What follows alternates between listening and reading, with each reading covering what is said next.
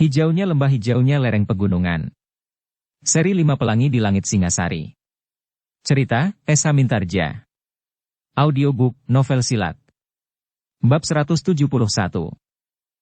Mahisa Pukat pun menarik nafas dalam-dalam. Kepada kedua orang bangsawan muda yang menjadi muridnya itu ia berkata, "Minggirlah. Aku akan bermain-main sebentar. Kalian tidak usah cemas. Empu Sidikara tidak akan berbuat apa-apa selain berniat untuk memaksa aku mengakui bahwa aku bukan seorang guru yang baik. Sedangkan aku akan bertahan dan memaksanya mengakui bahwa aku memang pantas untuk menjadi seorang guru di Kasatriyan Singasari." Kedua orang remaja penghuni Kasatriyan itu termangu-mangu sejenak. Namun Mahisa Pukat pun telah mendorongnya menepi dan bahkan duduk di atas sebuah batu yang besar. Namun bagaimanapun juga kedua remaja itu menjadi tegang. Keduanya memang menganggap bahwa gurunya adalah seorang yang berilmu tinggi. Namun menghadapi seorang yang sudah jauh lebih tua dan nampak sangat meyakinkan, keduanya menjadi cemas. Sejenak kemudian Mahisa Pukat pun telah bersiap. Namun ia sadar bahwa Empu Sidikara adalah seorang yang berilmu tinggi. Ia teringat kepada Empu Damar yang pernah dikalahkannya. Mungkin Empu Sidikara itu memiliki kemampuan sebagaimana Empu Damar atau bahkan lebih tinggi. Tetapi seperti biasanya Mahisa Pukat tidak ingin mengalahkan lawannya dengan serta-merta. Ia ingin mengalahkan lawannya dengan ilmu yang hanya selapis lebih tinggi dari lawannya itu. Hanya jika sangat diperlukan ia terpaksa mempergunakan puncak kemampuannya. Empu Sidikara pun kemudian telah bersiap pula. Keduanya berdiri pada jarak beberapa langkah. Empu Sidikara memang meragukan kemampuan Mahisa Pukat yang masih muda itu. Tetapi ia tidak ingin merendahkannya. Demikianlah, maka keduanya sudah bersiap untuk bertempur.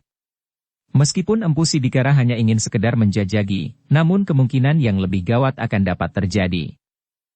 Sejenak, kemudian maka keduanya pun mulai bergeser. Bahkan Empu Sidikara telah mulai memancing Mahisa Pukat. Mahisa Pukat yang loncat selangkah surut telah menyerang pula. Namun serangannya seperti serangan Empu Sidikara masih belum berbahaya. Kedua orang remaja dari istana Singasari itu menjadi semakin tegang. Mereka melihat gurunya mulai menghindar dan menyerang. Demikian pula orang yang bernama Empu Sidikara itu. Semakin lama keduanya bergerak semakin cepat. Kedua remaja yang memang sudah terikat pada Mahisa Pukat itu semakin mengagumi gurunya ketika ia melihat gurunya berloncatan dengan cepat. Namun mereka pun menjadi cemas juga karena lawan gurunya itu pun menjadi semakin garang. "Kalian tidak usah cemas. Empu Sidikara tidak akan berbuat apa-apa selain berniat untuk memaksa aku mengakui bahwa aku bukan seorang guru yang baik. Sedangkan aku akan bertahan dan memaksanya mengakui bahwa aku memang pantas untuk menjadi seorang guru di Kasatriyan Singasari." Mahisa Pukat dan Empu Sidikara memang bergerak semakin cepat. Empu Sidikara yang nampaknya sangat meyakinkan itu mulai berusaha untuk mencari kelemahan Mahisa Pukat. Tetapi Empu Sidikara ternyata mulai menjajaginya dari tataran yang paling rendah. Dengan unsur-unsur gerak yang paling sederhana, bahkan unsur-unsur yang telah dikenal dengan baik oleh kedua murid Mahisa Pukat itu. Mahisa Pukat memang agak tersinggung. Tetapi ia masih selalu mengendalikan dirinya. Ia masih saja melayani Empu Sidikara yang ingin menjajagi ilmunya. Sebenarnya lah bahwa Mahisa Pukat yakin bahwa Empu Sidikara tentu mempunyai hubungan dengan salah seorang dari ketiga orang guru yang telah lebih dahulu berada di Kasatriyan atau salah seorang daripada mereka. Bahkan mungkin sekali bahwa Empu Sidikara mempunyai hubungan dengan Empu Kamenjangan. Justru karena Empu Sidikara mulai dari tataran yang paling rendah, maka Mahisa Pukat mampu melihat beberapa ciri yang khusus dari unsur gerak Empu Sidikara itu sama dengan unsur gerak yang dilihatkan pada unsur-unsur gerak Sawung Kemara. Karena itu, maka dugaan Mahisa Pukat bahwa Empu Sidikara mempunyai hubungan dengan Empu Kamenjangan menjadi semakin kuat.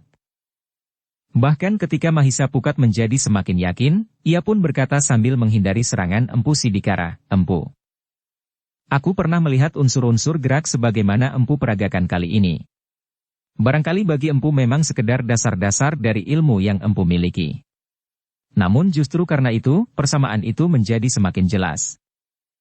"Aku tidak tahu maksudmu," sahut Empu Sidikara. "Aku pernah bermain-main bersama Pangeran Sawung Kemara.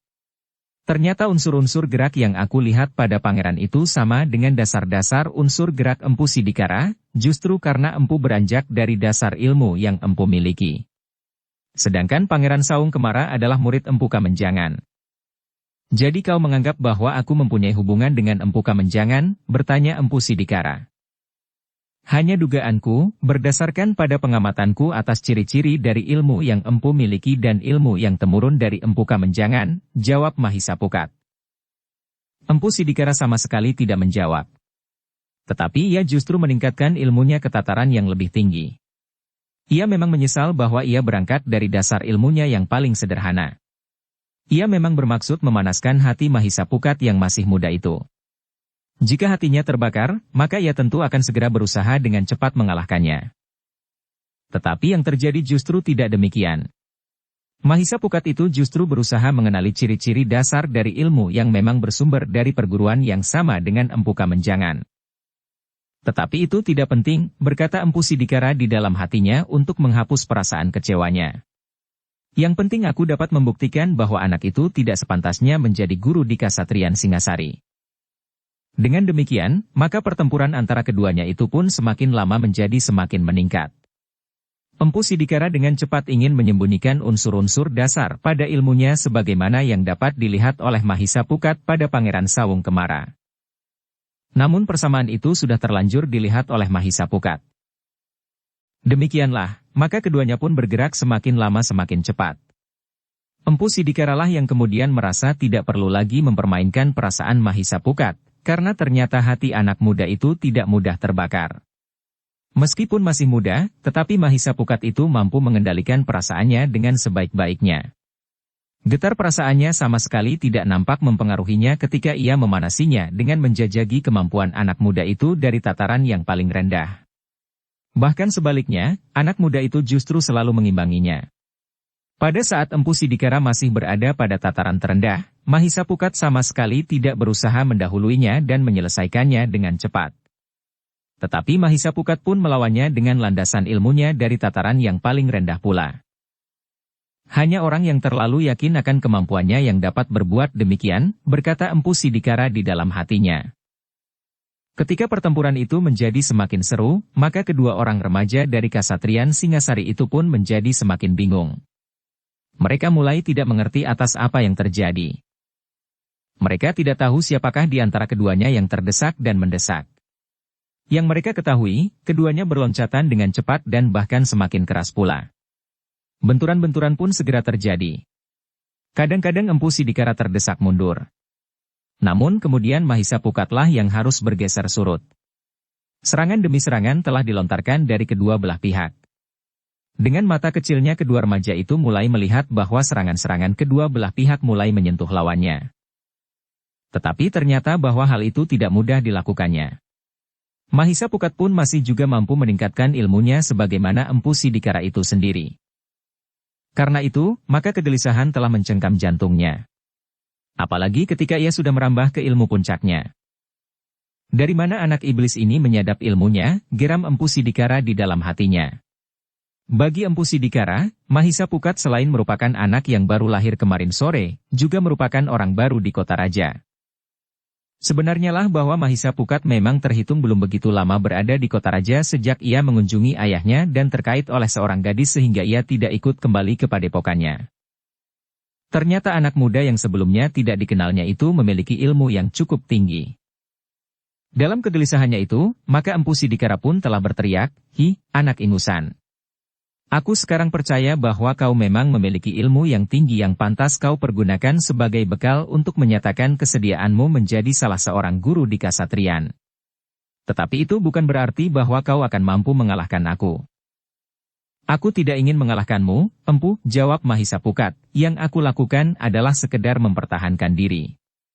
Justru karena kau ingin menjajaki kemampuanku, maka kau harus sampai ke puncak. Karena jika tidak mau kau gagal melakukan penjajagan itu." Empu Sidikara menggeram. Ia merasa seakan-akan anak muda itu mulai merendahkannya. Agaknya ia merasa akan dapat bertahan sampai puncak kemampuannya. Karena itu, maka Empu Sidikara itu pun berkata, "Anak muda. Jika kau masih tetap bertahan sementara aku masih terus meningkatkan ilmuku, maka pada saat aku akan kehilangan pengendalian diri. Ilmuku akan mungkin menyakitimu. Bahkan mungkin melukaimu. Jadi bagaimana sebaiknya menurut Empu?" Apakah aku harus menyerah sampai di sini? Jika demikian Empu tentu akan menjadi tidak puas. Empu tidak akan dapat menilai hasil penjajagan yang Empu lakukan. Jika orang lain bertanya kepada Empu sampai di mana kemampuanku, maka Empu hanya akan dapat mengatakan bahwa sampai pada tataran ini anak muda itu belum dapat aku kalahkan. Empu Sidikara itu menggeram. Dengan marah ia berkata, baiklah anak muda. Aku akan menjajagi kemampuanmu sampai tuntas. Tetapi jika karena itu kau mati, aku sama sekali tidak bertanggung jawab. Biarlah kedua bangsawan remaja itu menjadi saksi, bahwa kau sendirilah yang telah mendambakan kematianmu. Tidak Empu. Sama sekali tidak. Aku sama sekali tidak ingin mati dalam pertandingan penjajagan ini. Sebenarnya lah Empu, karena Empu ingin menjajagi kemampuanku, telah timbul niat pula di hatiku untuk menjajagi kemampuan Empu Sidikara. Bahkan mungkin aku juga ingin mengetahui tataran kemampuanku, jawab Mahisa Pukat. Ternyata kau memang sombong. Baiklah. Tetapi seperti yang aku katakan, jika karena penjajagan ini kau terbunuh, itu bukan salahku. Jika Empu bersikap demikian, maka aku pun akan bersikap seperti itu juga. Justru karena Empu ingin menjajagi ilmuku dan karena itu maka dengan tidak sengaja aku membunuh Empu, maka itu pun bukan salahku. Aku sama sekali tidak bertanggung jawab karena bukan aku yang memaksakan pertempuran. Kedua orang bangsawan remaja itu akan menjadi saksi, sahut Mahisa Pukat. Kemarahan Empu Sidikara benar-benar telah menghentakkan ilmunya. Anak muda itu benar-benar tidak mau mengakui kekalahannya, apakah anak muda itu akan tetap mampu bertahan atau akan luluh menjadi debu oleh ilmunya. Dengan demikian, maka Empu Sidikara benar-benar telah sampai pada puncak kemampuannya. Ilmunya yang jarang dilontarkannya, telah siap dilepaskannya jika Mahisa Pukat masih tetap bertahan. Sebenarnya lah bahwa Mahisa Pukat memang tidak ingin menyatakan dirinya kalah pada tataran itu dan menghentikan penjajagan yang dilakukan oleh Empu Sidikara itu. Dengan demikian maka Mahisa Pukat pun telah bersiap menghadapi segala kemungkinan. Ia sama sekali tidak ingin membunuh lawannya. Namun jika hal itu terjadi karena ia harus mempertahankan hidupnya, maka apa boleh buat? Kedua murid Mahisa Pukat itu semakin lama menjadi semakin gelisah. Pertempuran di antara keduanya menjadi semakin tidak dapat dimengertinya. Namun mereka sadar bahwa pertempuran itu menjadi semakin keras dan cepat. Mahisa Pukat memang melihat bagaimana Empu Sidikara mencapai batas ilmu puncaknya, ia sadar bahwa sejenak kemudian, Empu Sidikara tentu akan mempergunakan ilmu pamungkasnya. Namun justru karena itu, maka Mahisa Pukat telah mendahuluinya tanpa diketahui oleh lawannya. Mahisa Pukat justru telah mempergunakan ilmunya yang mampu seakan-akan menghisap tenaga lawannya. Sehingga dengan demikian, maka Mahisa Pukat telah berusaha untuk menyerang dan membenturkan serangan-serangannya pada tubuh lawannya. Empu Sidikara memang terkejut melihat perubahan tata gerak lawannya yang masih muda yang menjadi semakin cepat dan garang. Dengan demikian maka Empu Sidikara pun harus mengimbanginya. Beberapa kali ia memang harus mengatur serangan Mahisa Pukat untuk menangkisnya karena serangan-serangan itu datang beruntun dengan cepatnya, sehingga Empu Sidikara tidak sempat mengelak. Namun dengan demikian Empu mengira bahwa Mahisa Pukat mulai menjadi gelisah karena ilmu Empu Sidikara menjadi semakin meningkat, bahkan mendekati puncak ilmu pamungkasnya. Sambil mengelak dan menangkis serangan-serangan yang datang beruntung, Empu Sidikara sempat berkata, "Ih, anak muda. Apakah kau mulai berputus asa? Agaknya kau tahu bahwa aku akan segera menyelesaikan permainan ini dengan ilmu pamungkasku. Jika kau tetap bertahan dan tidak menghentikan perlawananmu, maka kau benar-benar akan hancur menjadi debu. Kau tentu belum pernah melihat bagaimana ilmu juala geni membakar dan melumatkan sasarannya menjadi debu yang kemudian hanyut diterbangkan angin." Menarik sekali, jawab Mahisa Pukat. Tetapi ia masih saja menyerang dengan garangnya. Yang menjadi sasaran Mahisa Pukat tidak untuk menyakiti lawannya atau bahwa melukainya atau lebih-lebih lagi mematahkan tulang-tulangnya. Ia hanya sekedar ingin menyentuh lawannya itu. Sambil berusaha untuk menyentuh tubuh lawannya bahkan pada ujung jari sekalipun, Mahisa Pukat berkata selanjutnya, "Tetapi Empu, kau tidak akan sempat sampai ke puncak ilmumu. Kau harus menyadari bahwa aku pun ingin menyelesaikan permainan ini. Aku telah sampai pada satu kesimpulan tingkat kemampuanmu, sehingga aku merasa cukup memahami betapa tingginya ilmumu." Hati Empu Sidikara benar-benar telah terbakar. Karena itu, maka ia tidak mempunyai perhitungan lain kecuali dengan cepat menghentikan perlawanan Mahisa Pukat yang dianggapnya terlalu sombong itu.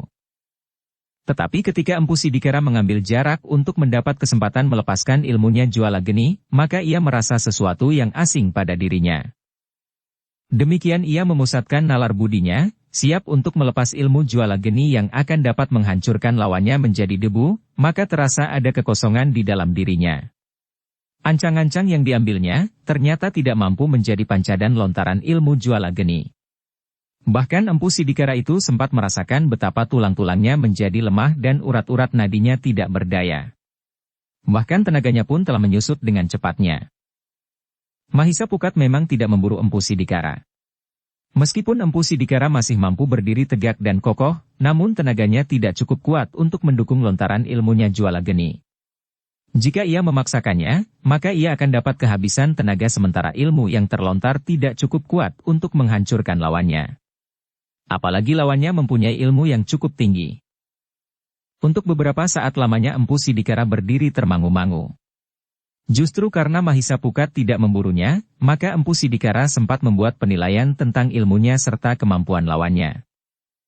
Namun tiba-tiba Empu Sidikara menemukan sebab, karena tiba-tiba saja tenaganya bagaikan telah terserap habis. Dengan wajah merah membara ia menuding wajah Mahisa Pukat sambil berkata, "Licik kau. Kau curi sebagian tenaga dan kemampuanku. Kau tentu mempergunakan ilmu itu untuk mencegah aku melontarkan ilmu Juala Geni." Mahisa Pukat tersenyum. Katanya, "Aku hanya berusaha untuk menyelamatkanmu, Empu. Jangan omong kosong. Apa hubungannya ilmumu ini dengan keselamatanku? Bukankah kau akan memanfaatkan kemenanganmu dengan caramu ini untuk semakin menyombongkan diri? Sementara kau tidak berani menghadapi aku dengan lontaran ilmu Juala Geni? Empu, aku belum pernah melihat apalagi mengalami serangan dengan ilmu yang disebut Juala Geni. Tetapi Empu tidak dapat menyombongkan ilmu Juala Geni seakan-akan tidak ada ilmu lain yang dapat menandinginya," sahut Mahisa Pukat. "Memang tidak ada yang menandinginya. Jika aku sempat melepaskan ilmu Juala Geni, maka kau benar-benar akan menjadi debu," geram Empu Sidikara. "Tidak. Seperti sudah aku katakan, bahwa aku justru ingin menyelamatkan Empu. Jika Empu mempergunakan ilmu pamungkas yang Empu miliki itu, maka aku pun akan dapat mempergunakannya pula. Ilmu pamungkasku tentu tidak akan kalah dahsyatnya dengan ilmu yang Empu sebut dengan Juala Geni itu." "Omong kosong, kau tentu takut menghadapi kekuatan ilmu Juala Wajah sehingga kau harus mempergunakan ilmumu yang licik itu," geram Empu Sidikara. "Tidak," bentak Mahisa Pukat. Hatinya memang mulai menjadi panas. "Marilah. Kita akan mencoba, ilmu siapakah yang mempunyai kekuatan yang lebih tinggi." "Aku tidak mampu melakukannya sekarang," jawab Empu Sidikara. "Kau tidak perlu melakukannya sekarang, Empu," berkata Mahisa Pukat, "tetapi aku ingin menunjukkan kemampuan ilmuku. Pada kesempatan lain, jika tenaga dan kemampuan Empu telah pulih, Empu dapat membuat perbandingannya." Empu Sidikara tidak mengerti maksud Mahisa Pukat. Namun ia melihat Mahisa Pukat itu pun kemudian berdiri menghadap tebing padas. Sementara dua orang bangsawan remaja dari Kasatrian Singasari itu memandanginya dengan tegang. Dalam waktu yang pendek, Mahisa Pukat telah memusatkan nalar budinya. Kemudian dengan kaki renggang ia memandangi tebing itu dengan tajamnya. Bukan saja kedua bangsawan remaja itu yang menjadi tegang, tetapi juga Empu Sidikara. Ia melihat gejolak di dalam diri Mahisa Pukat, seakan-akan lahar yang mendidih di dalam kawah gunung berapi yang hampir meledak. Demikianlah sesaat kemudian Mahisa Pukat telah menggerakkan satu kakinya ke depan. Lututnya sedikit merendah sambil menghentakkan kedua belah tangannya dengan telapak tangan terbuka mengarah ke tebing berbatu-batu padas. Mahisa Pukat memang menghentakkan segenap kemampuannya. Selain ilmunya yang mampu melontarkan serangan dari jarak jauh, ia pun telah melepaskan kekuatan yang diwarisinya dari ayahnya, Mahendra. Puncak dari kekuatan ilmu andalannya. Meskipun Mahisa Pukat tidak membawa kerisnya yang berwarna kehijau-hijauan, namun dengan segenap kekuatan dan kemampuan yang ada di dalamnya, anak muda itu sanggup melontarkan serangan yang sangat dahsyat. Empu Sidikara terkejut sekali melihat akibat serangan Mahisa Pukat. Tebing batu padas itu menggelegar runtuh berserakan sehingga bekasnya nampak seperti sebuah gua meskipun tidak terlalu dalam. Dengan wajah tegang ia memandang Mahisa Pukat dan sasarannya itu berganti-ganti. Sementara itu kedua murid Mahisa Pukat itu justru bagaikan membeku di tempatnya. Baru sejenak kemudian, Mahisa Pukat itu menarik nafas dalam-dalam. Kemudian ia pun berpaling dan melangkah mendekati Empu Sidikara yang seperti orang baru saja terbangun dari sebuah mimpi yang menghentak jantungnya sehingga berdegup semakin cepat dan semakin keras. "Empu," berkata Mahisa Pukat, "aku sudah menunjukkan kemampuanku. Untuk menjajaki dan memperbandingkan dengan kemampuan Empu Sidikara, maka dalam beberapa hari lagi, jika Empu Sidikara telah menjadi pulih kembali, kita akan bertemu lagi. Kita tidak usah berkelahi seperti anak-anak berebut oleh-oleh dari ibunya. Empu dapat melepaskan serangan dengan sasaran di sebelah sasaran kekuatan dan kemampuanku itu. Dengan demikian maka Empu akan mendapatkan perbandingan ilmu yang Empu kehendaki. Empu dapat menceritakannya kepada orang-orang yang ingin tahu apakah aku pantas untuk menjadi guru di Kasatriyan atau tidak. Tetapi ingat Empu hanya pantas mengatakan kepada orang-orang yang terbatas, karena aku bukan orang yang bangga dengan kesombongan yang tidak berarti apa-apa." Empu Sidikara menarik nafas dalam-dalam. Beberapa langkah ia mendekati Mahisa Pukat yang masih berdiri tegak. Dengan nada dalam Empu Sidikara berkata, "Anak muda. Aku sudah melihat dan bahkan mengalami benturan dengan ilmumu. Semula aku tidak mengira sama sekali bahwa kau memiliki ilmu yang sangat tinggi. Apalagi menilik umurmu yang masih sangat muda. Tetapi kemudian aku tidak dapat ingkar bahwa ilmumu jauh lebih tinggi dari ilmuku. Sekarang, kau dapat berbuat apa saja atasku yang sudah kehilangan sebagian dari tenaga dan kemampuanku. Aku terlambat menyadari bahwa kau memiliki ilmu yang sudah jarang dimiliki orang lain itu. Namun ternyata bahwa kau memiliki ilmu yang lain yang lebih keras dan dengan cepat mampu mengatasi lawanmu. Tetapi kau tidak mempergunakannya. Karena sebenarnya lah jika aku mempergunakan ilmuku Aji Juala Geni dan kau membenturnya dengan ilmumu yang sangat tinggi itu, maka seperti katamu, akulah yang akan menjadi debu." "Sudahlah," berkata Mahisa Pukat, "bukankah dengan demikian tugasmu sudah selesai? Kau sudah berhasil menjajaki ilmuku. Dengan demikian maka persoalan kita sudah selesai. Aku masih harus mengucapkan terima kasih kepadamu anak muda," berkata Empu Sidikara. "Kenapa?" bertanya Mahisa Pukat. "Karena kau tidak melumatkan tubuhku," jawab Empu Sidikara. "Kita tidak akan membicarakannya lagi. Sekarang, aku minta diri. Aku sudah terlalu lama berada di sini. Bukankah dengan sisa tenagamu kau masih dapat menuruni tebing dan pulang ke rumahmu?" "Ya. Aku masih dapat pulang ke rumah dan bertemu dengan keluargaku. Mereka tentu juga akan berterima kasih setelah mereka mendengarkan ceritaku tentang kau anak muda," jawab Empu Sidikara. Lalu katanya pula, "Seperti pesanmu, aku akan menyampaikan hasil pengamatanku kepada orang-orang yang sebenarnya memang telah minta kepadaku untuk menjajaki kemampuanmu.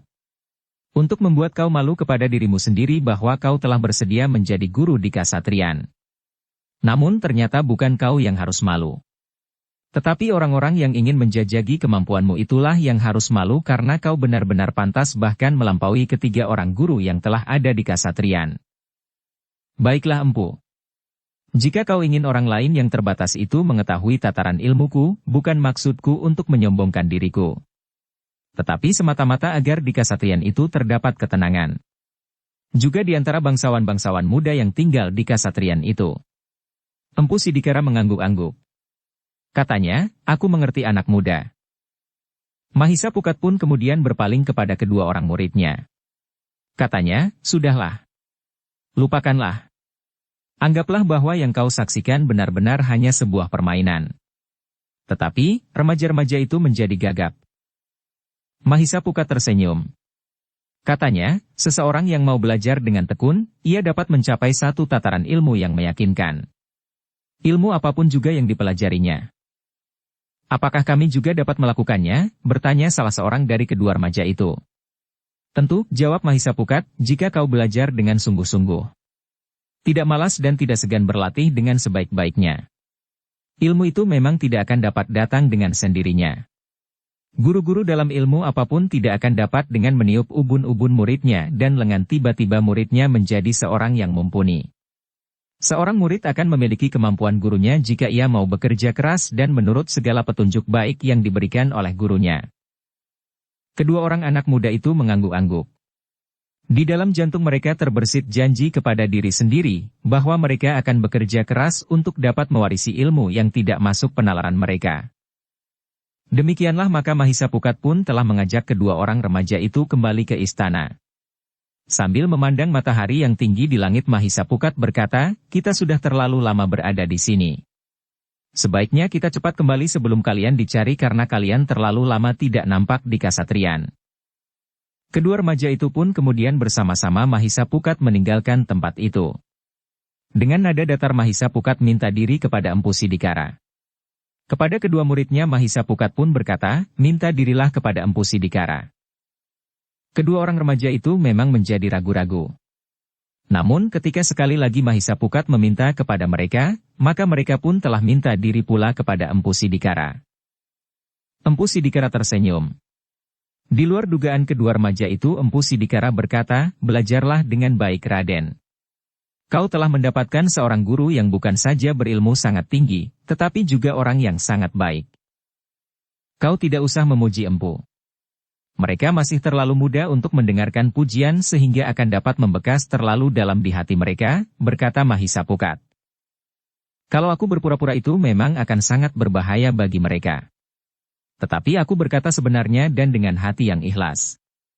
Meskipun mereka masih terlalu muda untuk mendengarkan pujian, tetapi karena itu memang satu kebenaran, maka pujian itu tidak akan memberikan cacat di hati mereka." Mahisapukat menarik nafas dalam-dalam.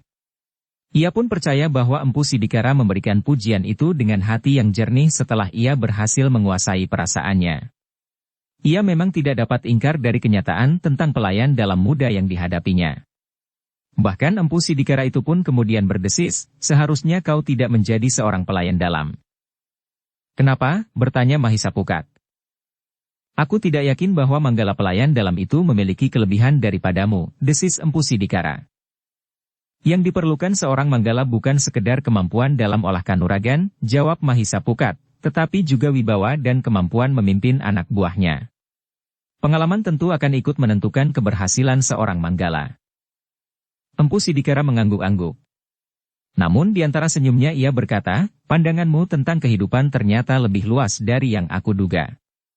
Apalagi dibandingkan dengan umurmu yang masih sangat muda itu." "Sudahlah," berkata Mahisapukat, "hari sudah terlalu siang sekarang. Kami tidak terbiasa sampai sesiang ini keluar dari istana Singasari." Empu Sidikara mengangguk-angguk. Tetapi ia tidak menjawab lagi. Ia hanya memandangi saja Mahisapukat yang kemudian meninggalkan tempat itu bersama kedua muridnya yang masih remaja. Sepeninggal Mahisapukat dan kedua muridnya, Empu Sidikara merenungi bekas sentuhan ilmu Mahisapukat pada tebing pegunungan. Sebagai seorang yang berilmu tinggi, Empu Sidikara masih juga mengagumi tingkat kemampuan Mahisapukat yang masih muda itu. Di luar sadarnya ia berdesis, "Jika ia seumur aku kelak, apa saja yang dapat dilakukannya? Ilmunya akan dapat meruntuhkan gunung dan mampu mengeringkan lautan." Empu Sidikara itu kemudian bahkan duduk di sebongkah batu pada siang besar. Sambil merenungi dataran hijau di depannya yang luas, Empu Sidikara merenungi dirinya sendiri. Untunglah anak muda itu seorang yang bukan saja berilmu tinggi, tetapi landasan watak dan sifatnya pun terlalu baik. Ia tidak dengan geram menghancurkan aku di sini meskipun aku hampir saja melakukannya. Seandainya ia tidak memiliki ilmu rangkap dan tidak menghentikan perlawananku, maka tubuhku pun akan lumat seperti batu padas itu, berkata orang itu di dalam hatinya sambil menarik nafas panjang. Ia pun bergumam, "Empu Kamenjangan harus tahu, bahwa anak muda itu benar-benar memiliki ilmu yang sangat tinggi. Ia bukan saja pantas untuk menjadi guru di Kasatriyan, tetapi ia adalah guru yang terbaik." Baru beberapa saat kemudian, Empu Sidikara itu bangkit berdiri dan melangkah meninggalkan tempat itu. Ia berjalan dengan sangat berhati-hati. Tenaganya memang terasa jauh susut. Tetapi ia masih mampu berjalan cukup panjang sampai ke tempat tinggalnya meskipun harus beristirahat beberapa kali. Seperti kata pelayan dalam muda itu, "Tenaga dan kemampuanku akan dapat pulih kembali," berkata Empu Sidikara di dalam hatinya untuk memenangkan kegelisahannya. Tetapi ia percaya bahwa Mahisapukat tidak akan mencelakainya. Sementara itu, ternyata kedua remaja yang tinggal di Kasatriyan itu terlalu sulit untuk merahasiakan apa yang dilihatnya. Kepada para penghuni yang lain, pada satu kesempatan, keduanya telah menceritakan apa yang telah mereka lihat. Tetapi penghuni kasatrian yang lain, yang tanpa mereka sadari telah terentang jarak dengan kedua remaja itu, justru telah mentertawakan cerita itu. Katanya, kalian bermimpi di siang hari. Orang yang dikalahkan oleh pelayan dalam itu mungkin sebangsa pencuri ayam yang sedang mabuk. Sementara itu, kau telah membual bahwa seseorang mampu meruntuhkan tebing-tebing padas di pegunungan. Aku tidak membual. Aku melihat sendiri, jawab salah seorang dari kedua remaja itu. Kau melihat di dalam mimpimu, jawab seorang anak muda sambil mendorong dahi remaja itu. Remaja, murid Mahisa Pukat itu menjadi marah. Katanya, jangan berbuat sesuka hatimu. Kau kira kepalaku harganya sama dengan tumitmu? Anak muda yang mendorong dahi anak itu justru tertawa. Justru sekali lagi ia mendorong dahi anak itu dengan jari-jarinya sambil berkata, "Hi, kau mau marah?" Remaja itu menepis tangan yang mendorong dahinya itu. Tetapi agaknya tangannya mendorong terlalu keras, sehingga anak muda yang mendorong dahinya itulah yang kemudian marah, "Kau sakiti tanganku." Tetapi remaja itu menjawab, "Kau rendahkan kepalaku." "Kau mau apa?" bentak anak muda itu. "Aku tidak mau. Aku tidak membiarkan kepalaku kau sentuh seperti itu," remaja itu pun membentak pula. "Aku tidak peduli. Aku ingin bukan saja menyentuh dahimu, tetapi meremas rambutmu." Anak muda itu benar-benar mengulurkan tangannya untuk menggapai kepala remaja itu. Tetapi remaja itu bergeser surut.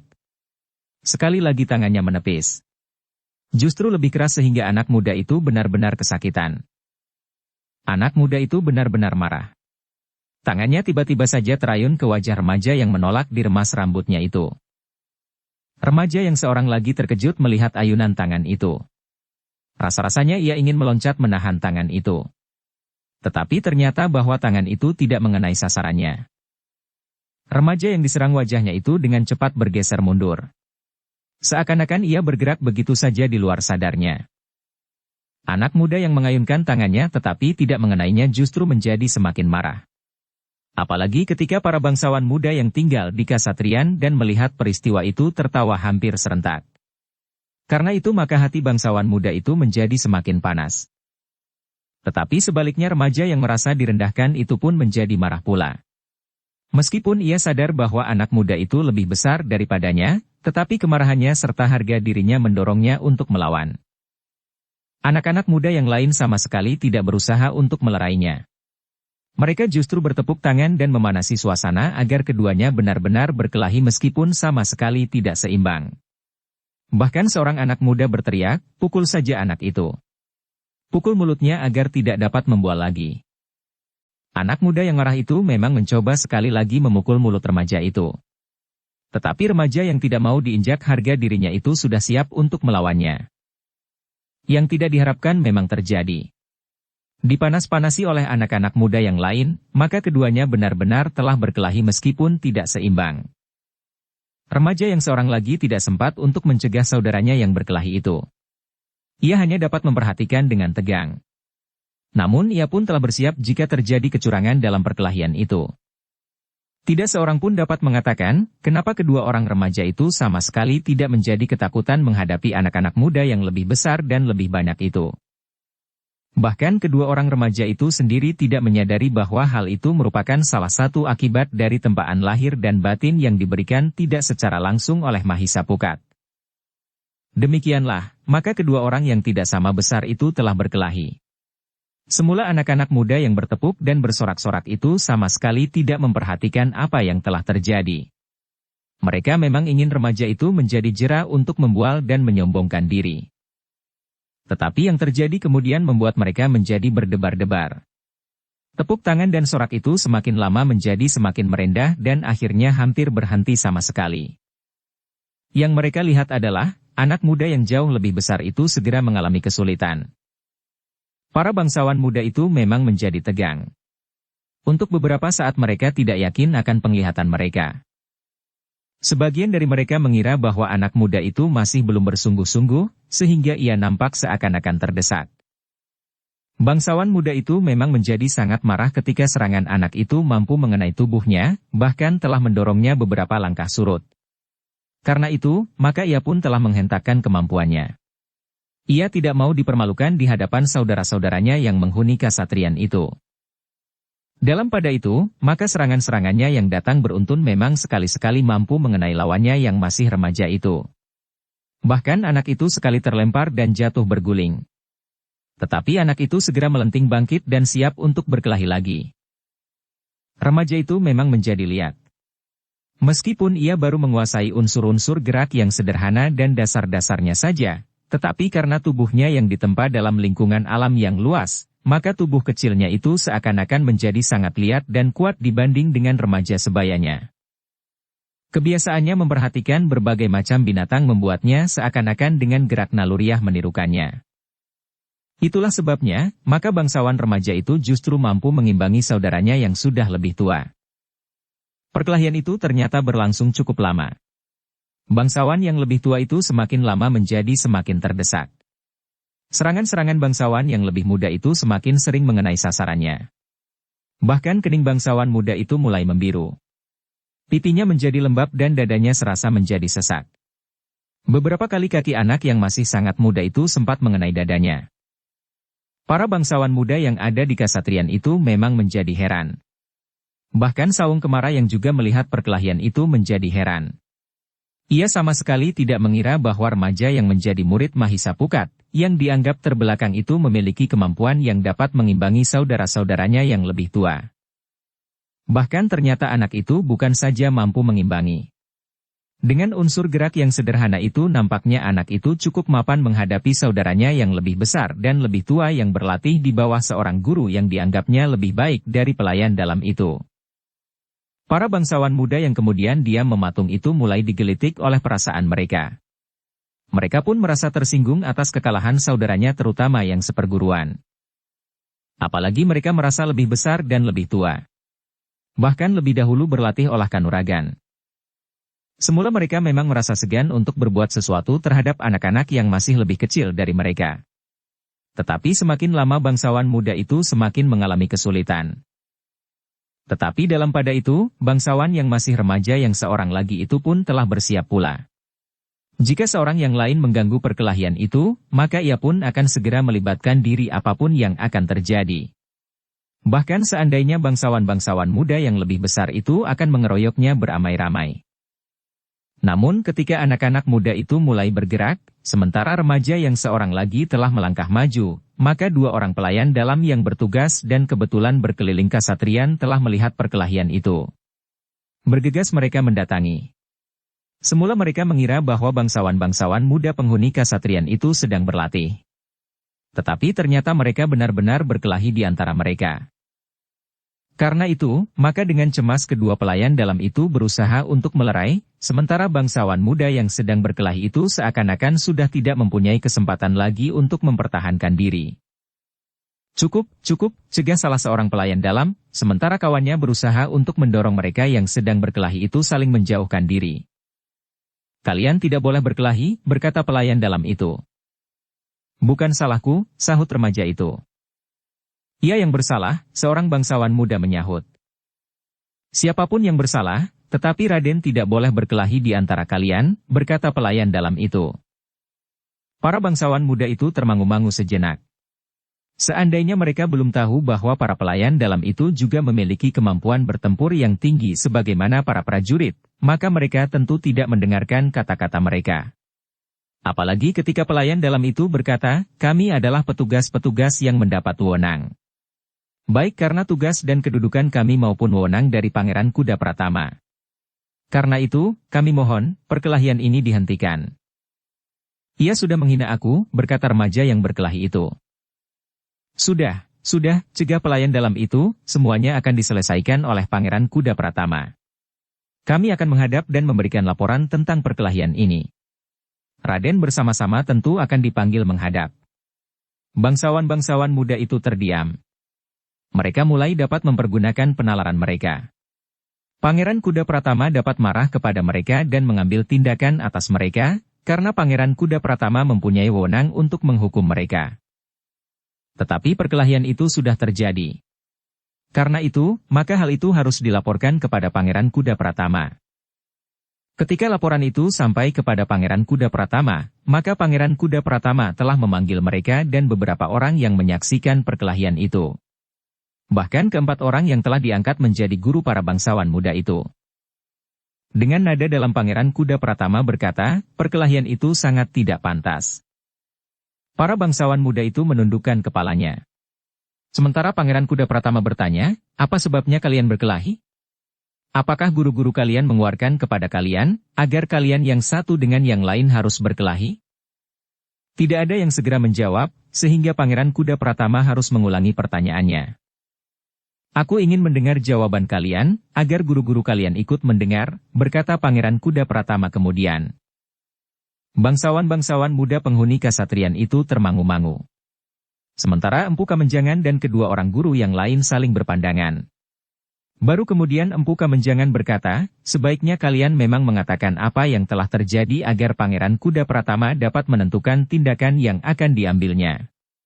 Yang salah akan dinyatakan salah, yang benar akan dinyatakan benar. Ya, sahut Pangeran Kuda Pratama, perkelahian seperti itu tidak boleh terulang kembali. Ternyata yang lebih dahulu menceritakan persoalan yang terjadi di kasatrian itu adalah bangsawan-bangsawan remaja murid Mahisapukat. Keduanya tahu bahwa sebenarnya Mahisapukat tidak menghendaki keduanya bercerita tentang kelebihannya. Tetapi mereka tidak dapat menyembunyikan seluruhnya karena sebab dari perkelahian itu adalah justru karena keduanya telah terdorong di luar kendali, menceritakan tentang kelebihan Mahisapukat. Yang ditekankan oleh remaja itu adalah perlakuan saudara-saudara mereka yang lebih besar dengan mendorong dahi salah seorang remaja itu dengan jari-jari. Perlakuan yang tidak disenangi oleh remaja itu. Pangeran Kuda Pratama mengangguk-angguk. Kepada anak muda yang telah berkelahi itu Pangeran Kuda Pratama bertanya, apakah kau telah mendorong kepalanya dengan jari-jarimu? Tetapi tidak terlalu keras, jawab anak muda itu. Yang penting bukan keras atau tidak keras. Tetapi aku tidak senang kepalaku menjadi sasaran permainan, remaja itu menyahut. Namun Empu Kamenjanganlah yang menyela, seharusnya kalian tidak melawan terhadap saudara-saudara yang lebih tua. Kecuali kalian harus menghormati saudara-saudara kalian yang lebih tua umurnya, juga jika terjadi perselisihan, maka kalianlah yang akan mengalami kesulitan. Terakhir kalian hanya dapat mengadu. Aku tidak mengadu, jawab remaja itu, dan aku sama sekali tidak mengalami kesulitan. Kesulitan apa? Akhirnya kau tentu hanya dapat menangis dan menandu itulah, jawab Empu Kamenjangan yang belum sempat bertemu dengan Empu Sidikara. Aku tidak menangis dan aku juga tidak mengadu, anak itu hampir berteriak. Jangan ingkar Nger, berkata Empu Kamenjangan, jika kau tidak menangis sambil mengadu, maka kita semuanya tentu tidak akan dipanggil Pangeran Kuda Pratama. Sebelum anak itu menyahut, maka Pangeran Kuda Pratamalah yang menjawab, anak itu memang tidak mengadu dan sama sekali tidak menangis. Tetapi para pelayan dalam yang melihat keduanya berkelahi dan mereka pun telah melerai dan melaporkannya kepadaku sehingga aku telah memanggil kalian semua. Empu Kamenjangan termangu-mangu. Tetapi nampak pada sorot matanya bahwa ia tidak percaya. Karena itu, maka Pangeran Kuda Pratama pun berkata, jika Empu tidak percaya, silahkan bertanya kepada anak-anak muda yang lain. Empu Kamenjangan memandang wajah-wajah yang ada di sekitarnya. Anak-anak muda itu pun menundukkan wajah mereka. Hanya kedua orang remaja murid Mahisapukat itulah yang menengadahkan wajah mereka. Karena tidak ada yang menjawab, maka salah seorang dari kedua guru yang lain pun berkata, memang sulit untuk membuktikan bahwa anak itu menangis dan mengadu. Tetapi sebaiknya anak-anak harus menghormati dan tidak berani melawan anak-anak muda yang lebih besar, karena kecuali tidak sesuai dengan adat yang berlaku, juga akibatnya dapat lebih buruk lagi bagi anak-anak itu sendiri. Tetapi di luar dugaan, anak itu berkata, tidak. Aku sama sekali tidak mengalami akibat buruk. Itu karena anak-anak muda yang lebih besar merasa lebih baik mengalah, jawab guru itu. Tidak. Tidak ada yang mengalah. Yang kalah bukan berarti mengalah, jawab anak itu. Sudahlah, potong Mahisapukat, aku sependapat, bahwa yang muda harus menghormati dan takut kepada yang lebih tua. Itu memang adat yang berlaku. Kedua remaja itu termangu-mangu sejenak.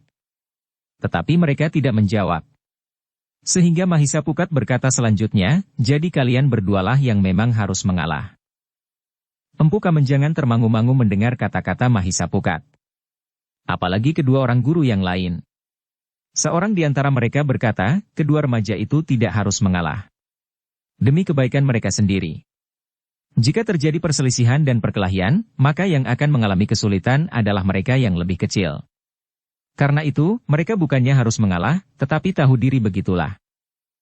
Bangsawan yang masih remaja itu masih akan menjawab. Tetapi Mahisapukat lebih dahulu berkata, sudahlah. Istilah yang dipergunakan itu memang sesuai. Tahu diri begitulah. Ya guru, jawab remaja itu. Tetapi ia masih melanjutkan, kita semuanya memang harus tahu diri. Yang bertanya justru Pangeran Kuda Pratama, apa maksudmu? Remaja itu hanya menundukkan kepalanya saja. Tetapi ia tidak menjawab. Justru pelayan dalam yang melerainya itulah yang menjawab karena rasa keadilannya yang tersinggung. Ampun Pangeran, maksudnya tentu, siapa yang merasa kalah harus mengakui kekalahannya. Jadi tahu dirilah. Empu Kamenjangan tidak senang mendengar kata-kata itu karena tidak mengandung pengertian yang pasti. Karena itu maka ia pun bertanya, menurutmu, siapakah yang kalah? Jawab dengan jelas.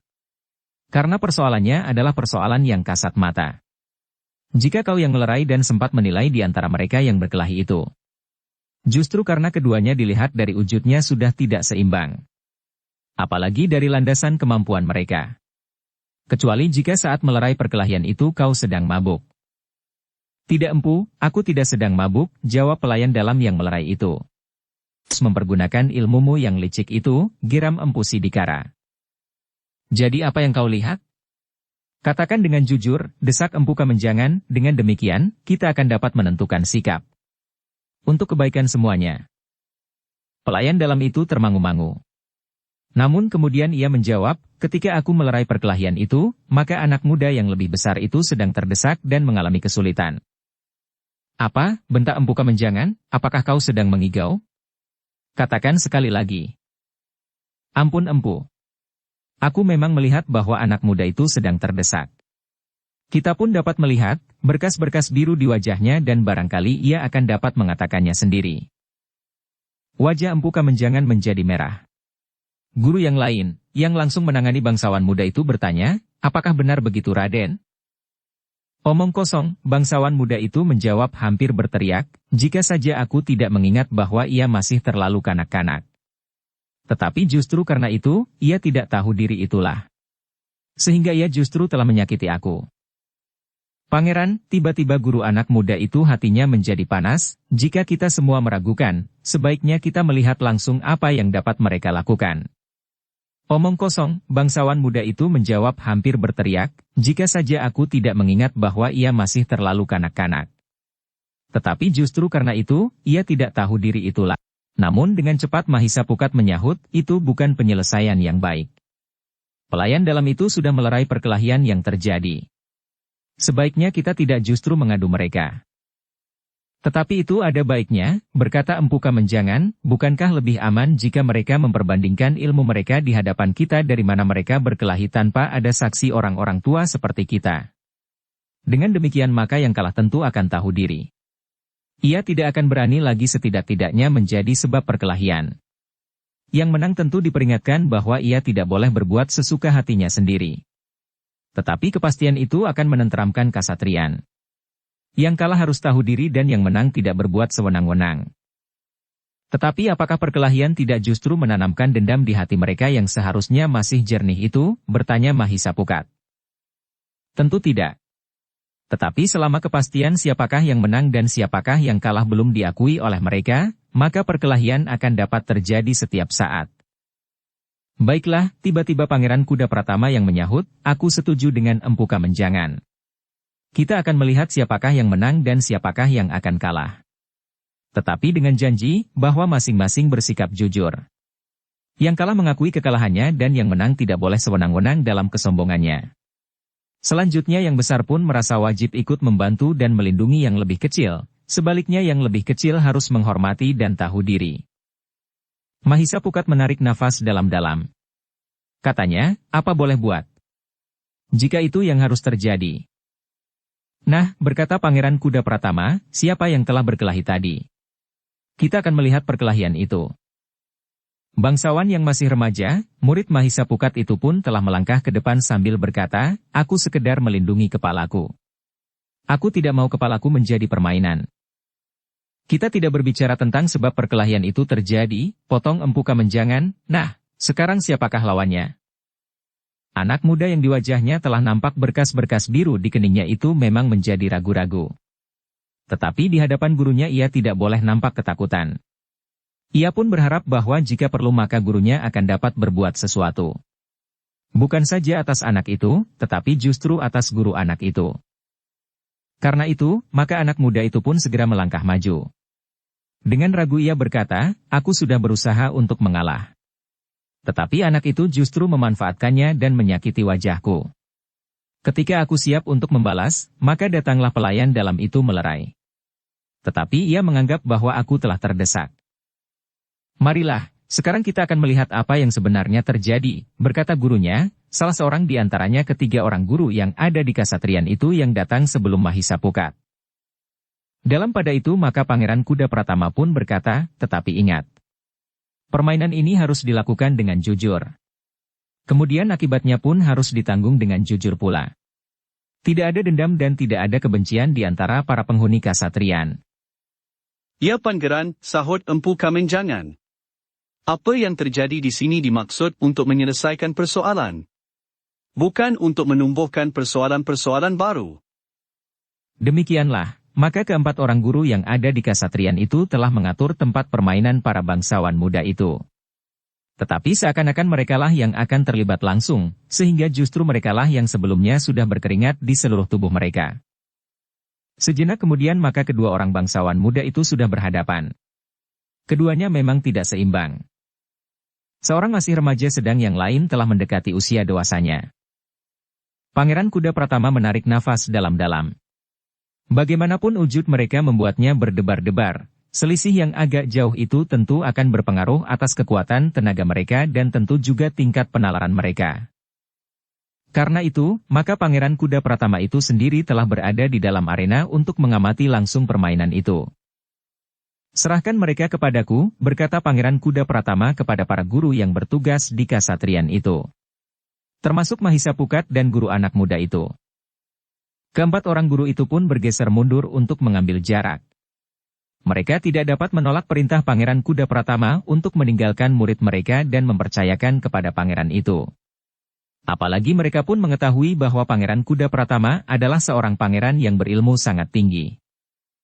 "Nah," berkata Pangeran Kuda Pratama, "sekarang kalian dapat memulainya. Aku akan mengamati dengan sebaik-baiknya. Tetapi ingat, yang kalian lakukan adalah sekedar permainan, bukan perkelahian." Kedua orang bangsawan muda itu mengangguk. Sementara Pangeran Kuda Pratama pun segera melangkah surut menepi. Sejenak kemudian, kedua orang bangsawan kecil itu telah berhadapan sekali lagi. Di hadapan gurunya bangsawan muda yang lebih besar itu menjadi lebih mantap. Ia mengira bahwa gurunya memiliki pengaruh yang besar terhadap guru remaja yang sombong itu. Sehingga guru remaja itu akan mengekang agar muridnya tidak berani berbuat sesuka hatinya, tetapi nampaknya remaja kecil itu sama sekali tidak menghiraukan kehadiran ketiga orang guru di kasatrian itu. Seperti bangsawan muda yang lebih tua daripadanya itu maka ia justru menjadi semakin mantap karena gurunya juga hadir. Apalagi remaja itu telah melihat bagaimana gurunya dapat melampaui kemampuan orang yang menyebut dirinya Empu Sidikara itu. Tetapi bangsawan muda yang lebih besar itu ternyata telah menjadi sangat garang di hadapan gurunya. Ketika Pangeran Kuda Pratama mengisyaratkan bahwa mereka dapat mulai, anak muda itu langsung menyerang. Tetapi bangsawan kecil itu sudah bersiap. Dengan tangkasnya ia meloncat menghindari serangan itu. Bahkan dengan cepat pula ia pun telah berganti menyerang dengan cepat pula. Latihan-latihan yang berat memang telah membentuk tubuhnya dan menumbuhkan tenaga di dalam dirinya meskipun dengan unsur gerak yang masih sederhana, namun dilambari kekuatan yang besar, maka serangannya menjadi berbahaya ketika anak muda itu menjadi semakin keras, maka remaja kecil itu pun menjadi semakin keras pula kebiasaannya berlatih di alam terbuka. Di lereng-lereng bukit, di bulak-bulak panjang, turun naik tebing sungai dan lembah-lembah telah membuatnya memiliki kekuatan dan daya tahan yang tinggi. Kebiasaannya melihat berbagai macam binatang dengan tabiatnya masing-masing telah memperkaya unsur-unsur gerak sederhana yang dikuasainya. Karena itu, maka beberapa saat kemudian maka remaja kecil itu justru nampak semakin menguasai arena. Dengan lincahnya ia berloncatan. Sekali-sekali menirukan seekor anak kambing yang berkejaran dan berkelahi di padang rumput. Namun kemudian menirukan gerak burung di udara saat menyambar mangsanya. Anak itu juga pernah melihat bagaimana seekor kucing hutan yang merunduk seekor tikus di pematang sawah. Kemudian meloncat menerkamnya dengan kuku-kukunya yang tajam. Yang terjadi adalah benar-benar di luar dugaan. Yang sering dilihat pada kedua remaja murid Mahisa Pukat itu adalah unsur-unsur gerak yang sederhana jika mereka berlatih di sanggar. Tetapi pada unsur-unsur gerak yang sederhana itu ternyata dikandung kekuatan dan daya tahan yang tinggi. Bahkan seakan-akan secara naluriah unsur-unsur itu telah berkembang dengan sendirinya karena penglihatannya yang luas. Karena itulah, maka sekali lagi anak muda yang lebih besar itu ternyata tidak mampu bertahan. Remaja yang lebih muda itu telah mendesaknya. Beberapa kali serangannya telah mengenai tubuh anak muda itu. Di wayahnya, di dadanya dan di lambungnya. Semakin lama serangannya datang semakin cepat dan semakin kuat. Orang-orang, terutama guru anak muda itu, hampir tidak percaya melihat kenyataan itu. Muridnya yang lebih besar itu benar-benar tidak mendapat kesempatan untuk membalas serangan-serangan yang datang beruntun dengan tenaga yang terhitung sangat kuat bagi remaja seumurnya. Beberapa kali bangsawan muda itu terdorong surut. Bahkan ketika kaki lawannya yang kecil itu mengenai dadanya, maka hampir saja bangsawan muda itu kehilangan keseimbangannya. Untunglah bahwa lawannya yang lebih kecil itu tidak memburunya. Kakinya memang telah meloncat. Tetapi ia segera teringat pesan Pangeran Kuda Pratama, bahwa yang terjadi itu bukan perkelahian, tetapi sekedar permainan.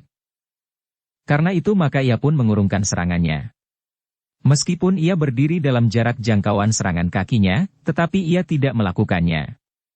Bahkan ia telah menunggu anak muda itu memperbaiki kedudukannya dan mendapatkan keseimbangan sepenuhnya kembali. Para guru di kesatrian itu tidak dapat mengingkari kenyataan yang terjadi itu. Anak muda yang lebih besar itu memang terdesak oleh lawannya yang lebih kecil. Tetapi itu bukan mimpi.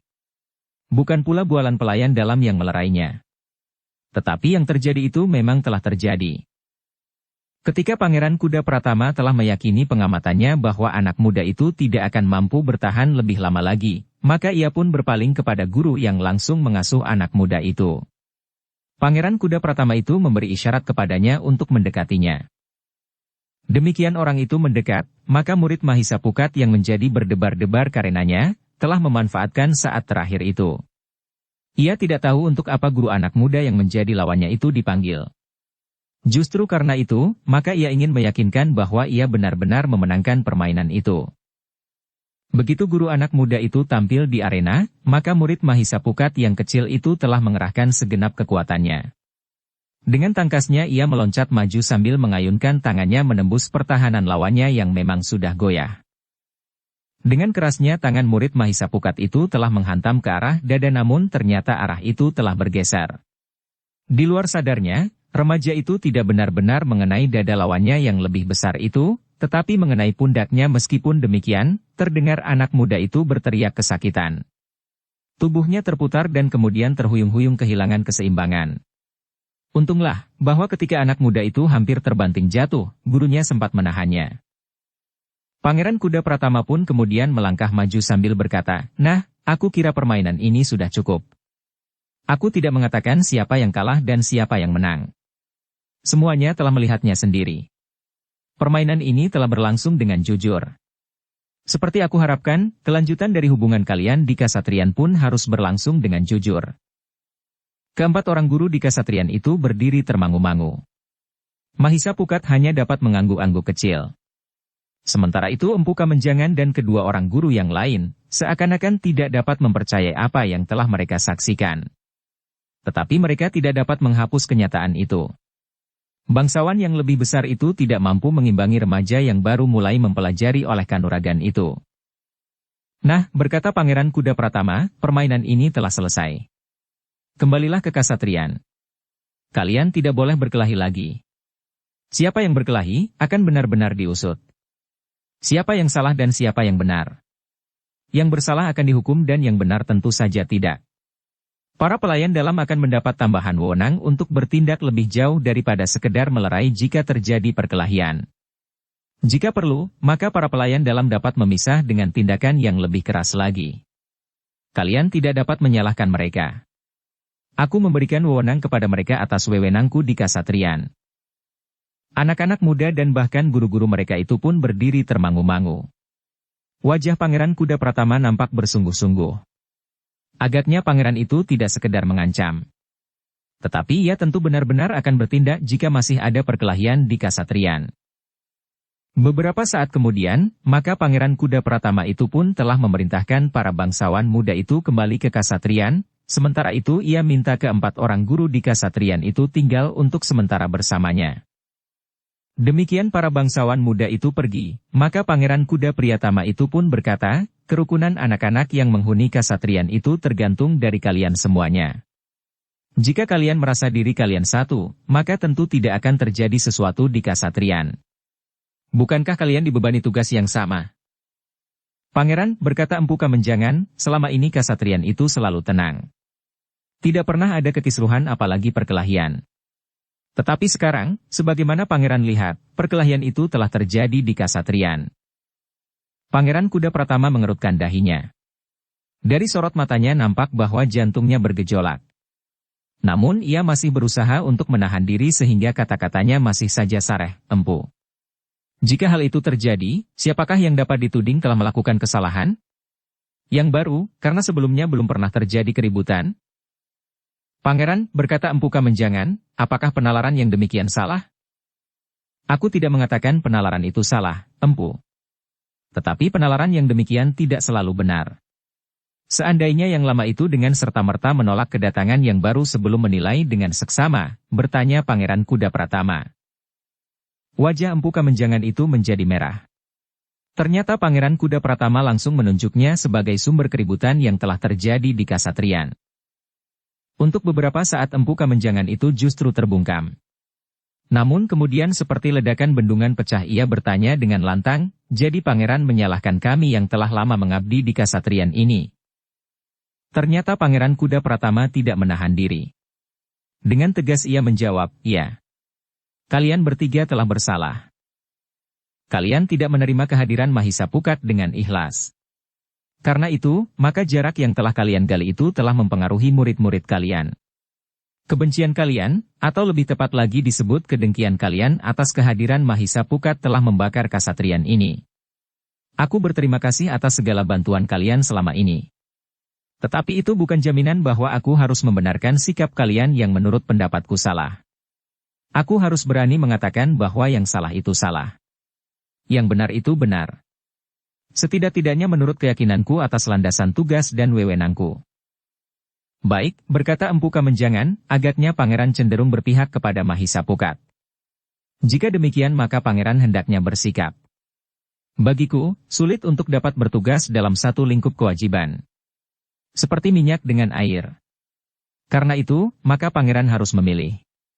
Kami bertiga atau Mahisa Pukat, pelayan dalam yang baru dapat meloncat-loncat seperti kera itu. Tetapi di luar dugaan Pangeran Kuda Pratama menjawab tegas, aku memilih Mahisa Pukat. Aku sediakan jawaban ini sejak aku menyetujui Mahisa Pukat bertugas di Kasatriyan, karena aku yakin, lambat atau cepat, aku akan mendapat pertanyaan seperti itu. Sekali lagi wajah Empu Kamenjangan menjadi merah, bahkan terasa panas. Kemarahan telah membakar jantungnya. Namun di hadapan Pangeran Kuda Pratama, Empu Kamenjangan harus menahan diri.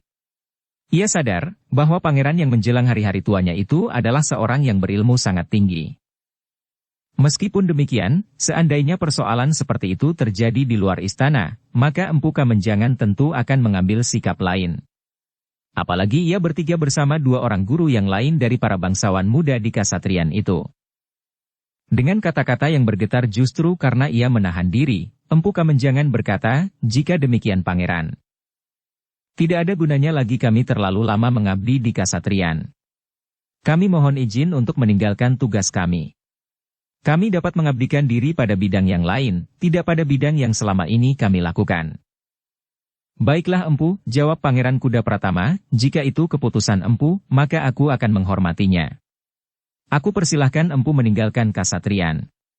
Aku mengucapkan terima kasih atas kesediaan Empu menuntun anak-anak kami di Kasatriyan selama ini.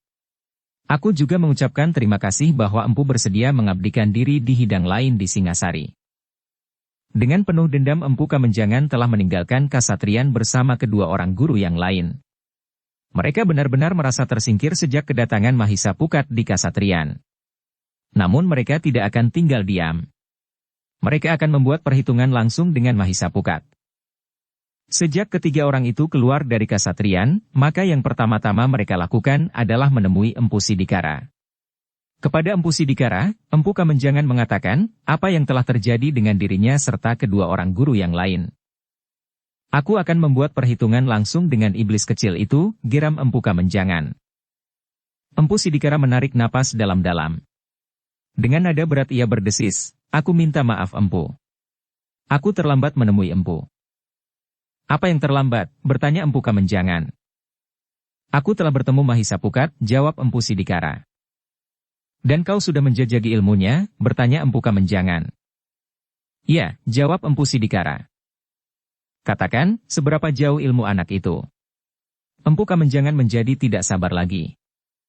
Tataran ilmunya berada jauh di atas ilmuku, jawab Empu Sidikara.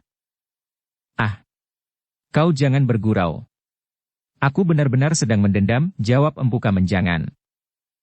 Empu Sidikara menarik nafas dalam-dalam. Namun ia pun kemudian menceritakan apa yang pernah dialaminya ketika ia menjajaki ilmu Mahisa Pukat.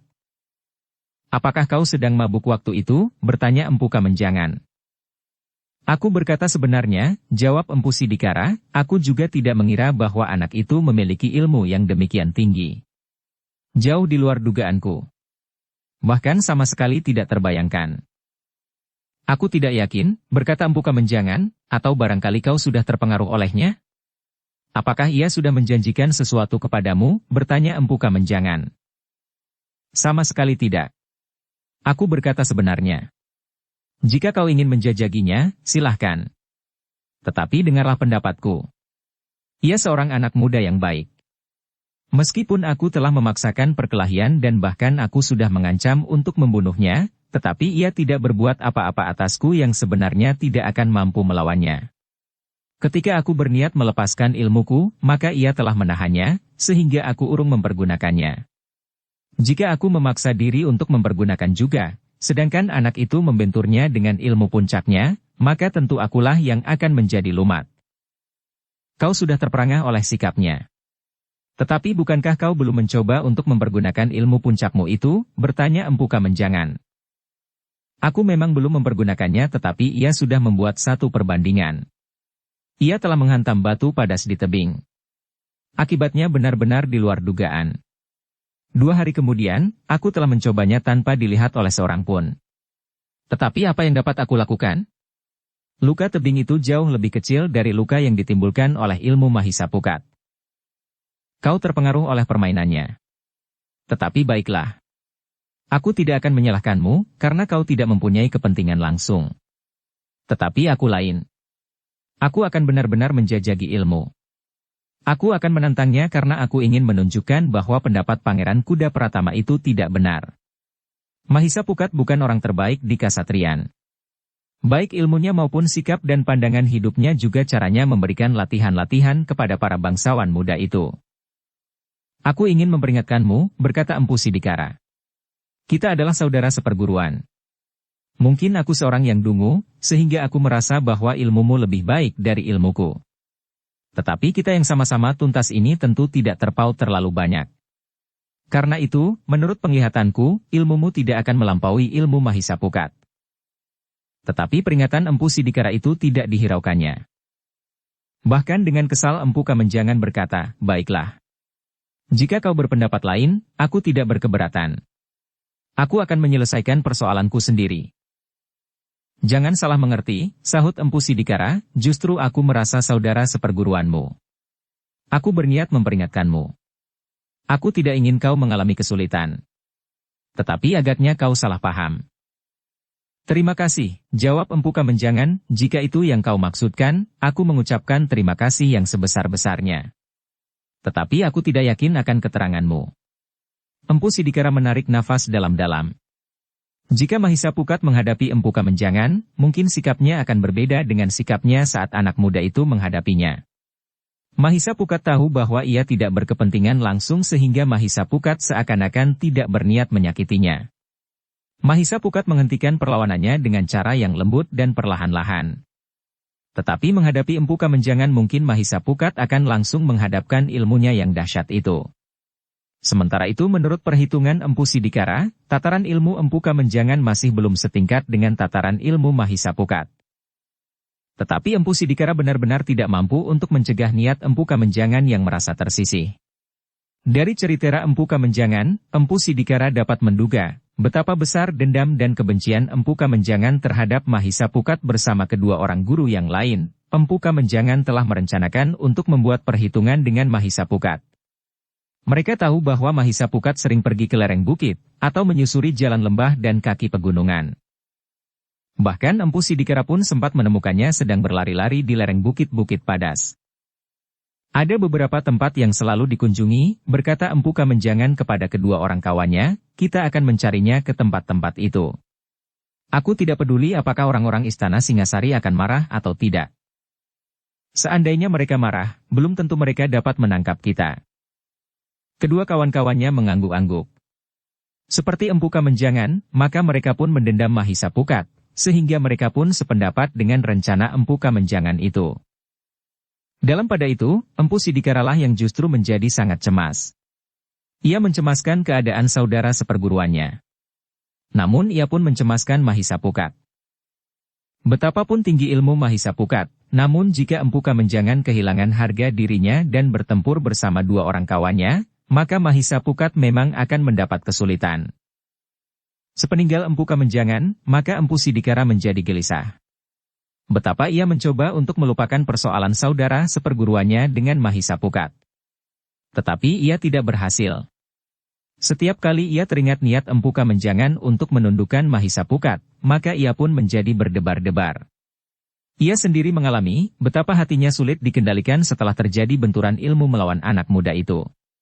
Sebaliknya, anak muda itu ternyata masih selalu mampu menguasai dirinya sehingga dalam pertempuran yang keras, anak muda itu masih sempat memikirkan keselamatan lawannya.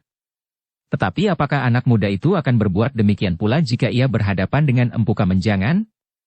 Sementara itu Empu Kamenjangan akan dapat minta kedua orang guru yang lain yang mengalami perlakuan yang sama dari Istana Singasari, untuk bersama-sama melawan Mahisa Pukat.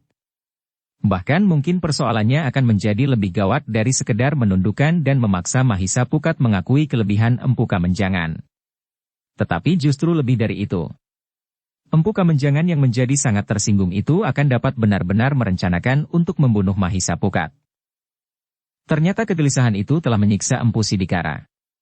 Karena itu, maka untuk mengurangi beban perasaannya, maka Empu Sidikara berniat untuk menemui Mahisa Pukat di Istana Singasari. Dalam pada itu, Empu Kamenjangan benar-benar berusaha untuk dapat bertemu dengan Mahisa Pukat. Setiap kali Empu Kamenjangan berada di tempat yang sering dikunjungi oleh Mahisa Pukat, ia ingin menemui anak muda itu dan berbicara bersama-sama dengan kedua orang guru yang lain yang juga telah berhenti dan meninggalkan tugas mereka di Kasatriyan. Sebenarnya lah, maka akhirnya, Empu Kamenjangan melihat Mahisa Pukat dan kedua muridnya yang remaja itu berlari-lari di lereng bukit. Seperti yang diperhitungkan oleh Empu Kamenjangan, maka Mahisa Pukat pun berhenti di dataran yang cukup luas di lereng bukit itu. Sebenarnya lah bahwa Mahisa Pukat pun telah melihat Empu Kamenjangan yang mendekatinya. Karena itu, maka ia pun siap menunggu apapun yang akan dilakukan oleh Empu Kamenjangan itu. Karena hal seperti itu telah diduganya sebelumnya. Empu Kamenjangan yang kemudian mendekatinya itu pun kemudian berdiri sambil menyilangkan tangannya di dadanya. Dengan nada berat ia berkata, anak muda yang perkasa. Kau dapat berbangga diri bahwa kau telah terpilih untuk menjadi seorang guru yang terbaik di Kasatriyan. Terbukti bahwa Pangeran Kuda Pratama telah memilih kau daripada kami bertiga. Bukan maksudku, Empu. Aku sudah berusaha berbuat sebaik-baiknya, jawab Mahisa Pukat. Empu Kamenjangan itu tertawa. Katanya, dan ternyata kau berhasil. Sekarang kami telah tidak bertugas di Kasatriyan lagi. Aku sudah memohon kepada Pangeran Kuda Pratama agar keputusan itu dibatalkan, berkata Mahisa Pukat. Oh, jadi kau juga menaruh belas kasihan kepada kami, anak muda? Kami bukan orang-orang yang minta dibelas kasihani.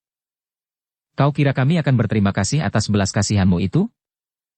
Seandainya Pangeran Kuda Pratama mendengarkan permohonanmu dan memanggil kami kembali, maka kami tentu akan berkeberatan. Apalagi jika hal itu karena belas kasihanmu. Maaf Empu. Bukan karena belas kasihan.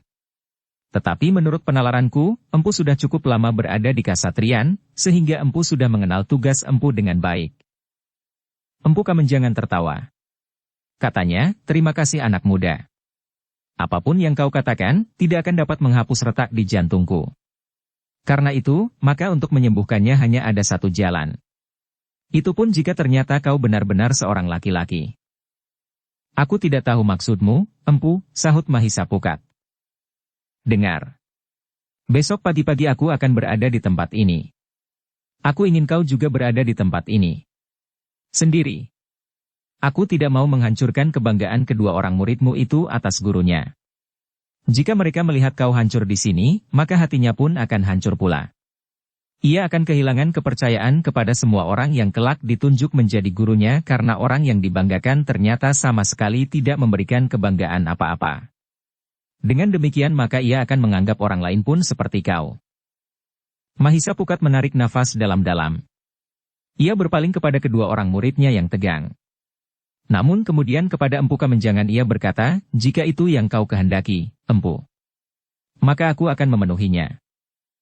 Ternyata kau juga seorang laki-laki, desis Empu Kamenjangan sambil tersenyum. Mahisa Pukat memang tersinggung. Katanya, bukankah Empu tahu bahwa aku sejak semula adalah laki-laki? Bukankah Empu tahu bahwa untuk menjadi seorang pelayan dalam aku telah melampaui pendadaran 3 rambahan? Empu Kamenjangan tertawa. Katanya, apakah artinya pendadaran seorang calon pelayan dalam? Tetapi kau tahu Empu, bahwa bekalku bukan sekedar berhasil dalam pendadaran bagi calon pelayan dalam, jawab Mahisa Pukat. Bagus. Bagus, jawab Empu Kamenjangan, besok pagi-pagi aku menunggumu di sini. Empu Kamenjangan tidak menunggu jawaban Mahisa Pukat. Bersama dengan kedua orang kawannya, ia pun meninggalkan tempat itu. Mahisa Pukat menarik nafas dalam-dalam. Ia pun kemudian mendekati kedua orang muridnya sambil berkata, satu contoh yang tidak baik, Raden. Tetapi aku tidak dapat menghindar. Karena itu, sebaiknya kalian berdua tidak mengatakan kepada siapapun juga. Sebenarnya aku malu berselisih dengan siapapun juga. Tetapi mereka memaksa aku untuk membela harga diriku. Kedua bangsawan remaja itu mengangguk-angguk. Dengan nada rendah seorang di antara mereka berkata, aku mengerti guru. Tetapi apakah guru harus menghadapi mereka bertiga besok? Tidak, jawab Mahisa Pukat, nampaknya yang paling mendesak ingin menjajagi kemampuanku adalah Empu Kamenjangan. Agaknya Empu Sidikara pun diminta untuk Empu Kamenjangan untuk menjajagi kemampuanku. Menurut penglihatanku, Empu Kamenjangan dan Empu Sidikara memiliki sumber ilmu yang sama. Meskipun aku belum pernah mengamati unsur-unsur gerak Empu Kamenjangan, tetapi unsur itu nampak pada murid-muridnya. Kedua remaja itu mengangguk-angguk. Dengan ragu-ragu seorang di antara mereka bertanya, tetapi bagaimana jika mereka bersama-sama melawan guru? Aku berharap bahwa hal seperti itu tidak terjadi, Raden. Kedua remaja itu tidak menjawab. Tetapi mereka nampak merenung. Agaknya mereka menjadi cemas, bahwa kedua orang kawan Empu Kamenjangan itu akan bertempur bersama-sama. Sudahlah, berkata Mahisa Pukat, bagaimanapun juga aku masih menghargai Empu Kamenjangan. Ia tidak akan berbuat licik seperti itu. Dukung channel Novel Silat dengan subscribe, follow, like, komen dan share. Kedua remaja itu hanya mengangguk-angguk saja betapapun mereka merasa ragu. Marilah, berkata Mahisa Pukat, kita mulai dengan latihan-latihan ringan seperti biasanya. Lupakan apa yang kalian lihat dan kalian dengar tadi. Itu adalah persoalanku. Biarlah aku menyelesaikan persoalanku. Kedua orang remaja itu masih berdiam diri. Mereka pun kemudian bangkit dan mulai berlatih. Tetapi Mahisa Pukat mengetahui bahwa mereka tidak lagi dapat memusatkan perhatian mereka. Meskipun demikian Mahisa Pukat masih saja membawa mereka ke dalam latihan-latihan untuk memanaskan tubuh mereka. Ketika matahari mulai naik, maka Mahisa Pukat mengajak kedua orang muridnya itu kembali ke Kasatrian. Mereka berjalan dengan kepala tunduk. Kedua remaja itu tidak nampak gembira seperti biasanya. Bahkan di Kasatriyan pun mereka menjadi lebih banyak berdiam diri. Mahisa Pukat yang mengerti gejolak perasaan mereka, sempat memberikan petunjuk-petunjuk kepada mereka. Namun Mahisa Pukat pun menyadari bahwa ia tidak akan dapat menghapuskan gejolak perasaan anak-anak itu dengan serta-merta, sehingga mereka masih saja tidak dapat memusatkan perhatian mereka kepada latihan-latihan yang harus mereka lakukan. Lihat, berkata Mahisa Pukat sambil tersenyum, aku yang akan menghadapi mereka tidak merasa cemas. Tidak pula kehilangan kegembiraanku hari ini. Karena itu, kalian jangan menjadi muram seperti itu. Namun jika kemudian anak-anak itu tersenyum dan tertawa, Mahisa Pukat menyadari bahwa mereka hanya sekedar ingin menghapuskan kesan kemuraman saja. Dalam pada itu, Mahisa Pukat terkejut ketika di sore hari seseorang telah mencarinya. Ketika Mahisa Pukat menemuinya, ternyata orang itu adalah Empu Sidikara. Marilah Empu, Mahisa Pukat mempersilahkan. Mereka pun kemudian duduk di amben panjang di serambi belakang Kasatriyan. Maaf Empu, berkata Mahisa Pukat kemudian setelah mereka duduk, kedatangan Empu membuat aku berdebar-debar. Empu Sidikara menarik nafas panjang.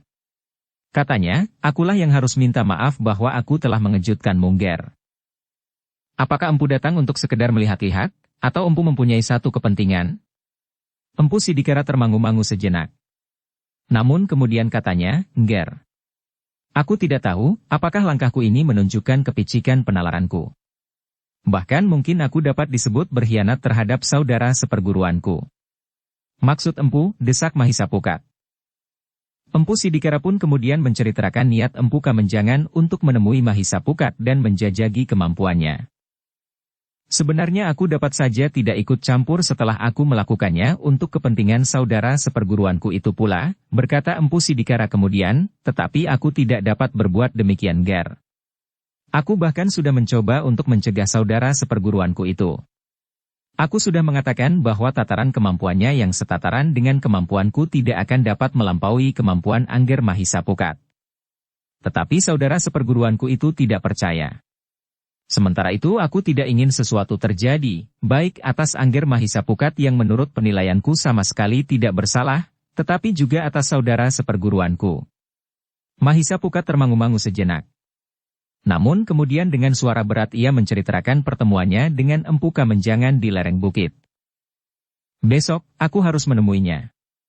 Aku memang tidak mempunyai pilihan, berkata Mahisa Pukat kemudian. Apakah Angger sudah mempertimbangkan bahwa dua orang kawan Empu Kamenjangan akan hadir?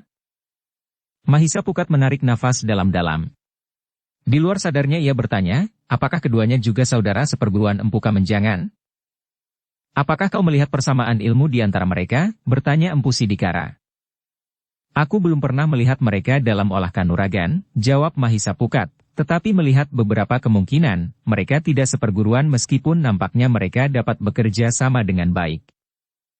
Empu Sidikara mengangguk-angguk. Katanya, mereka bukan saudara seperguruan. Tetapi mereka memang dapat bekerja sama dengan baik. Mereka bertiga bersama-sama bertugas di Kasatriyan setelah mereka bersama-sama terpilih dari antara 11 orang yang menyatakan diri untuk menjadi guru di Kasatriyan, jawab Empu Sidikara. Dan Empu sendiri tidak termasuk di antara mereka, bertanya Mahisa Pukat.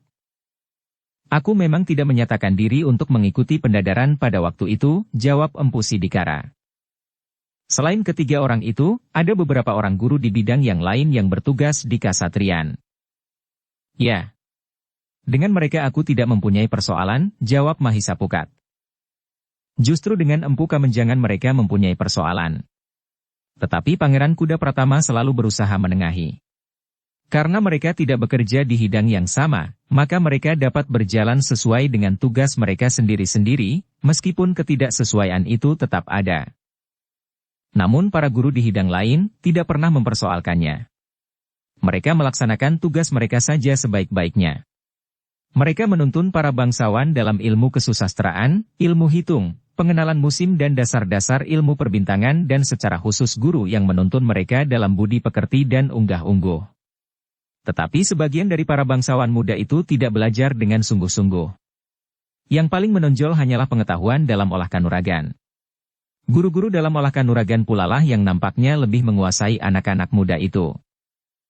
Mahisa Pukat hanya mengangguk-angguk saja. Tetapi ia mengerti bahwa maksud Empu Sidikara tentu baik. Agaknya apa yang dikatakannya itu adalah sikapnya yang jujur. Ia tidak ingin saudara seperguruannya mengalami bencana karena Empu Sidikara menyadari bahwa ilmu Empu Kamenjangan itu tidak lebih tinggi dari ilmu Mahisa Pukat. Tetapi ia pun tidak ingin membiarkan Mahisa Pukat mengalami kesulitan, karena dengan mata gelap, Empu Kamenjangan dapat melibatkan kedua orang kawannya. Namun Mahisa Pukat memang sudah siap menghadapi segala kemungkinan. Seandainya kedua orang kawan Empu Kamenjangan bersama-sama melibatkan dirinya, maka ia pun harus menghadapinya dengan segenap ilmunya. Ia harus dengan cepat menghisap tenaga mereka sejauh dapat dilakukan sejak awal keduanya memasuki arena. Bahkan jika perlu, ia harus mempergunakan ilmu pamungkasnya. Karena itu, maka Mahisa Pukat itu pun kemudian berkata, "Empu, aku berterima kasih bahwa Empu telah berusaha memberikan peringatan kepadaku. Aku tahu bahwa Empu memang berdiri di simpang jalan yang sulit. Di satu pihak berdiri Empu Kamenjangan yang kebetulan adalah saudara seperguruan Empu, sedang di lain pihak Empu melihat kebenaran sikapku. Tetapi aku telah bersiap sepenuhnya, Empu. Meskipun aku harus mohon maaf jika ada ketelanjuran sikapku. Aku sama sekali tidak berniat untuk mencederai dan selanjutnya mencelakai Empu Kamenjangan karena sebenarnya kami tidak bermusuhan. Yang terjadi hanyalah sekedar salah paham di kasatrian." "Bukan salah paham, Ger," sahut Empu Sidikara, "jika kita ingin mempergunakan istilah dengan jujur, maka Empu Kamenjangan merasa dengki karena kehadiran Angger. Berbeda dengan kehadiran kedua kawannya karena mereka datang bersama-sama." Mahisa Pukat memang tidak membantah. Sambil mengangguk kecil ia berkata, "Mungkin memang demikian Empu. Tetapi jika dengan demikian dengan tidak sengaja terjadi bencana, apa boleh buat," gumam Empu Sidikara. "Tetapi aku akan berusaha Empu." "Namun agaknya hati Empu Kamenjangan jauh lebih keras dari hati Empu Sidikara," jawab Mahisa Pukat. "Ya. Kau benar, Nger. Bukan karena aku ingin menunjukkan kelebihanku, tetapi hati Empu Kamenjangan memang sekeras batu." Mahisa Pukat hanya dapat mengangguk-angguk. Sementara Empu Sidikara pun kemudian telah minta diri. Kehadiran Empu Sidikara memang dapat melunakkan hati Mahisa Pukat. Kemarahannya kepada Empu Kamenjangan pun memang menyusut. Tetapi Mahisa Pukat memang tidak dapat berbuat lain daripada mempertahankan diri jika Empu Kamenjangan benar-benar ingin menyingkirkannya dengan cara apapun juga. Malam harinya, Mahisa Pukat memang tidak dapat segera tertidur. Kedatangan Empu Sidikara membuat perasaannya terpancang kepada persoalan yang akan dihadapinya esok pagi. Namun lewat tengah malam, akhirnya Mahisa Pukat pun sempat tertidur pula. Mimpi yang gelisah sempat mengganggunya. Namun Mahisa Pukat merasa cukup lama beristirahat, sehingga kekuatan wadaknya benar-benar telah menjadi segar kembali. Karena ia tidak dapat mengingkari tantangan Empu Kamenjangan. Seperti dijanjikan, maka menjelang matahari terbit, Mahisa Pukat telah berjalan dengan tergesa-gesa menuju ke lereng bukit untuk memenuhi janjinya kepada Empu Kamenjangan. Dengan sengaja Mahisa Pukat berjalan cepat untuk memanaskan tubuhnya.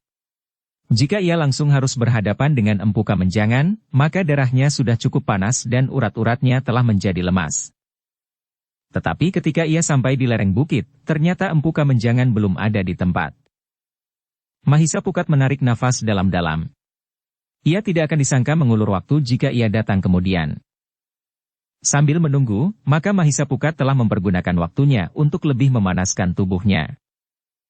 Baru beberapa saat kemudian, Mahisa Pukat melihat Empu Kamenjangan dengan dua orang kawannya datang. Mereka berjalan sambil berbincang memanjat tebing yang tidak terlalu terjal. Empu Kamenjangan nampaknya memang tidak tergesa-gesa. Bahkan rasa-rasanya mereka memang dengan sengaja memperlambat langkah mereka. Meskipun Empu Kamenjangan dan kedua orang kawannya sudah melihat Mahisa Pukat menunggu, tetapi mereka sama sekali tidak menghiraukannya. Mereka masih saja berjalan seenaknya. Justru perhatian mereka tertuju ke lembah dan ngarai di bawah bukit itu. Empu Kamenjangan sempat menunjuk padukuhan-padukuhan yang teronggok di atas hijaunya hamparan batang-batang padi di sawah. Sementara itu, kota raja yang seakan-akan berada di hadapan kaki mereka yang berdiri di lereng bukit kecil itu. Mahisa Pukat mula-mula memang menjadi gelisah. Ia merasa dianggap tidak berarti sama sekali oleh Empu Kamenjangan dengan kedua orang kawannya. Perhatian mereka sama sekali tidak tertuju kepadanya, meskipun Empu Kamenjangan telah menantangnya untuk saling menjajagi. Namun Mahisa Pukat pun kemudian menyadari bahwa agaknya Empu Kamenjangan dengan sengaja ingin merendahkannya, sekaligus membuatnya marah.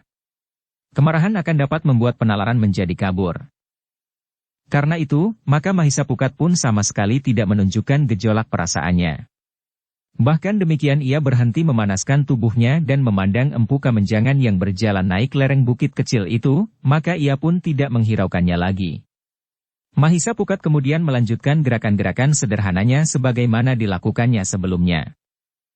Empu Kamenjangan yang melihat sikap Mahisa Pukat itu telah mengerutkan dahinya. Apalagi kemudian Mahisa Pukat yang tubuhnya telah basah oleh keringat itu justru duduk di atas seonggok batu padas dan bahkan kemudian membaringkan tubuhnya. Kedua kakinya diangkatnya berganti-ganti. Kemudian keduanya bersama-sama. Empu Kamenjangan justru menjadi berdebar-debar.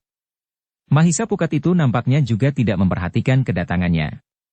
Anak muda itu sama sekali tidak menjadi gelisah melihat orang yang menantangnya itu mendekatinya dan siap untuk bertempur. Anak muda yang sudah berdiri sejenak melihat kedatangannya itu bukannya segera mempersiapkan diri. Tetapi ia justru masih saja memanasi tubuhnya tanpa menghiraukannya sama sekali. Namun akhirnya, Empu Kamenjangan dan kedua orang kawannya itu telah sampai ke tempat Mahisa Pukat bermain-main sendiri. Demikian ketiganya berdiri beberapa langkah daripadanya, Mahisa Pukat itu menghentikan geraknya. Perlahan-lahan dengan malasnya ia bangkit berdiri. "Selamat datang Empu bertiga," sapa Mahisa Pukat. Empu Kamenjangan memandanginya dengan tajamnya. Dengan nada berat ia menjawab, "Selamat anak muda. Aku kira kau tidak akan memenuhi janjimu." Mahisa Pukat tertawa. Tetapi ia bertanya, "Apa alasan Empu dengan dugaan Empu itu? Kau tentu merasa betapa kecilnya kau di hadapanku." Mahisa Pukat tertawa semakin panjang. Katanya, "Iya, perasaan itu memang ada Empu. Tetapi justru perasaan itulah yang mendorong aku untuk datang kemari." "Kenapa?" bertanya Empu Kamenjangan. "Aku tidak yakin bahwa perasaan itu benar. Aku tidak yakin bahwa aku terlalu kecil di hadapan Empu Kamenjangan." "Jadi kau merasa bahwa kau pantas untuk mengimbangi kemampuanku? Apakah Empu sudah bertemu dan berbicara dengan Empu Sidikara yang menurut pengakuannya saudara seperguruan Empu?" Empu Kamenjanganlah yang kemudian tertawa. Katanya, "Iya. Ia adalah saudara seperguruanku. Kami bersama-sama dituntun oleh guru yang sama. Kami bersama-sama telah menuntaskan ilmu dari perguruan kami." Tetapi Sidikara lalu berhenti. Ia tidak lagi mampu meningkatkan ilmunya. Ia sudah merasa puas dengan apa yang dimiliki dari seorang guru saja. "Tetapi aku tidak anak muda. Aku haus akan ilmu. Karena itu, maka setelah aku berpisah dengan Sidikara, maka kemampuanku meningkat 2-3 kali lipat dari kemampuan Empu Sidikara itu."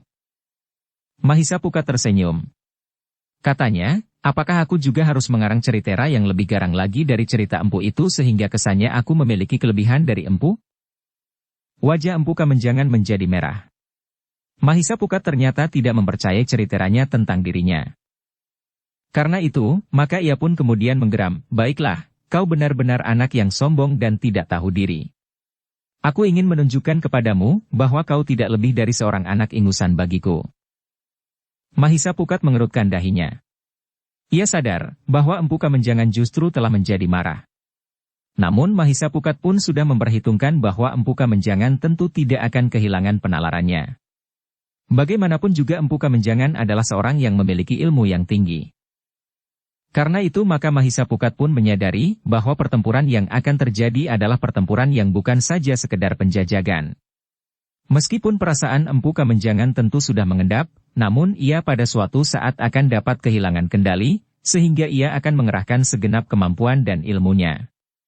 Jika kemudian yang terjadi demikian, maka yang harus dilakukannya adalah mempertaruhkan segala-galanya yang ada padanya. Demikianlah, maka Empu Kamenjangan yang marah itu pun berkata, "Anak muda, bersiaplah. Matahari sudah mulai memanjat langit. Kita akan mulai bermain-main. Jika kau pernah bermain-main dengan Empu Sidikara, maka kini kau bermain-main dengan aku." Empu Kamenjangan. Aku sudah siap. Empu. Bukankah aku sudah datang lebih dahulu dari Empu, sahut Mahisapukat. Empu Kamenjangan bergeser maju. Kepada kedua kawannya ia berkata, nah, kalian akan menjadi saksi apa yang terjadi di sini atas anak muda yang sombong itu. Jika tanganku terlanjur menyakitinya, itu bukan salahku. Kedua orang kawan Empu Sidikara itu pun segera mendekat pula. Mereka berdiri beberapa langkah dari Empu Sidikara yang kemudian telah berhadap-hadapan dengan Mahisapukat.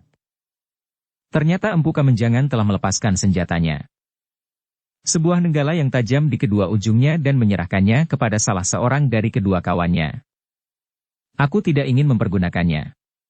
Namun kemudian katanya kepada Mahisapukat, kau sebaiknya tidak usah melepas senjatamu itu, mungkin kau akan mempergunakannya. Mahisapukat tersenyum sambil menjawab, kau tentu sudah mendengar dari Empu Sidikara, bahwa aku tidak selalu memerlukan senjataku. Karena itu, supaya menjadi adil, maka aku pun akan meletakkan senjataku pula. Empu Kamenjangan tidak menyahut. Tetapi ia hanya memandangi saja Mahisapukat yang kemudian meletakkan pedang dan sarungnya di atas batu padas. Kau memang sombong, geram Empu Kamenjangan, tetapi segala yang terjadi kemudian adalah salahmu sendiri. Mahisapukat tidak menjawab lagi. Ketika ia melihat Empu Kamenjangan bergeser mendekat lagi, maka ia pun benar-benar telah bersiap menghadapi segala kemungkinan. Empu Kamenjangan memang mulai menyerang meskipun sekedar memancing gerakan Mahisapukat. Ketika Mahisapukat bergeser, maka Empu Kamenjangan telah meloncat menyusul dengan serangannya pula. Mahisapukat yang menghindar, justru telah mulai mempersiapkan diri untuk membalas serangan Empu Kamenjangan. Dengan demikian maka pertempuran itu telah menjadi semakin meningkat. Baik Empu Kamenjangan maupun Mahisapukat masih berusaha untuk menjajaki kemampuan masing-masing. Namun pada langkah selanjutnya, maka Empu Kamenjangan telah bergerak semakin cepat. Mahisapukat mampu mengenali satu dua unsur gerak sebagaimana dapat dilihatnya pada unsur gerak Empu Sidikara yang kebetulan adalah saudara perguruan Empu Kamenjangan. Namun di antara unsur-unsur gerak yang sama itu, memang nampak ada unsur-unsur gerak yang berbeda. Semakin cepat mereka bertempur, maka Mahisapukat memang merasakan perbedaan itu. Namun bagi Mahisapukat, perbedaan yang ada itu masih belum menyulitkannya. Meskipun Empu Kamenjangan telah mendapat laporan dari Empu Sidikara tentang Mahisapukat, namun agaknya Empu Kamenjangan masih ingin menjajaki langsung tataran demi tataran dari ilmu anak muda yang telah membuatnya tersingkir dari kasatriyan.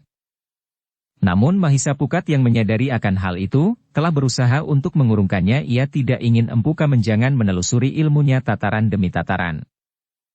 Sebenarnya ia sama sekali tidak berkeberatan, namun Mahisapukat hanya ingin melakukan sesuatu yang tidak sejalan dengan keinginan Empu Kamenjangan.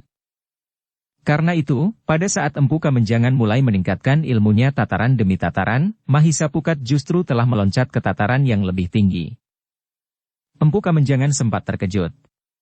Beberapa langkah ia terdorong surut.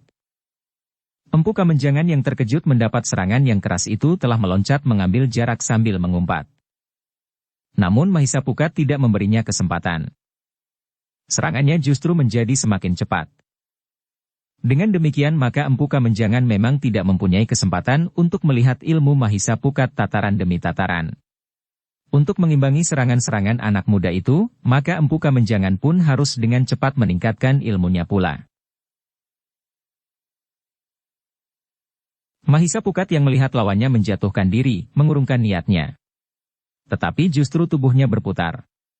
Kakinya yang terangkat itu kemudian menjadi tumpuan putaran tubuhnya sehingga kakinya yang lain terayun mendatar menyambar kepala Empu Kamenjangan.